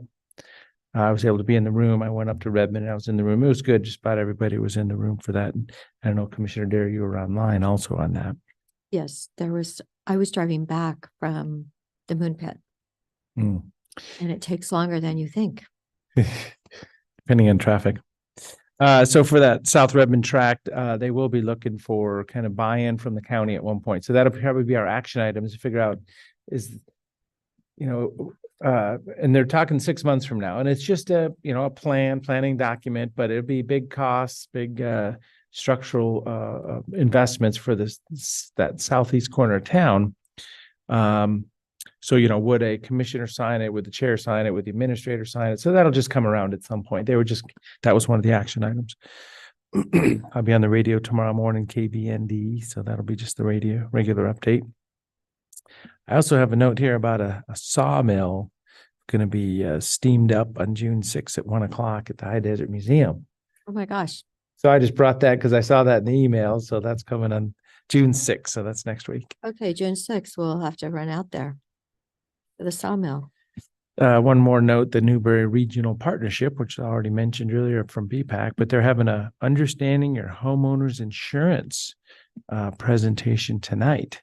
So 4 companies represented, 3 insurance companies and a bank, going to be all there talking about homeowners insurance. And we're hearing about homeowners insurance going up drastically, some people being canceled, a lot of questions about fire risk affecting rates. So this will be a good community forum for in Southern Deschutes County, and anybody could come about homeowners insurance tonight at the senior center. The Wall Street had a huge article on it that I read last night about insurance, and it's an issue all over the country. Yeah. People are being counseled like that because the industry is evaluating their risks. So. Well, and ours has gone up by hundreds every year. It's basically doubled in the last 4 years. So in a new home, with defensible space. So, I mean, it's going across the whole industry. USA raised the rates 30%. So that was not good. We did have 3 outstanding candidates for the audit committee yesterday that we interviewed. And then I believe we have 3 more tomorrow. So I just have to thank the community for stepping up and, taking part, being public citizens and just incredibly making a difference in Deschutes County. So I want to thank all of you who have stepped up for the audit committee. It was great. And also when you go to the airport and you have a passport and they tell you it's expired, you need to look at the passport before you drive home really fast to get another passport, because they just could be looking at it incorrectly. Yes, I learned my lesson. Like, oh, please, it was the right passport. I am just so lucky that we went to the airport a few minutes early. So I had time to run home and then come back again. Yes, I know. It's all those little things that you never imagine could happen that do happen. So when you're traveling. Great. Anything else? Nick, do you have anything to add? Executive session. I will be Okay. out of town next week, so I won't. be Yes. Down, I won't be dialing in. It would be probably good if we don't have a Oh. meeting on Monday, if that's possible. I don't know what it looks like, Brenda. That's okay. I mean, we can do it, but it would be good to consolidate everything On to Wednesday. if we can. So I guess I'll take a moment and say happy anniversary to my wife. So we're celebrating 30 years next week. That's why I'll be out. And I know, Nick, you're going to be doing that also. So it's a 30-year anniversary coming up for Kathy and I and Nick and his wife. A week later than you. Yep, congratulations. Gosh, Right. that is incredibly romantic. I love it. Okay, I'm hoping to see. Did I say I love you, Kathy, on the radio? On that? I have to make it to either 38 or 39. I'm not sure. 30, there you go. Another couple months.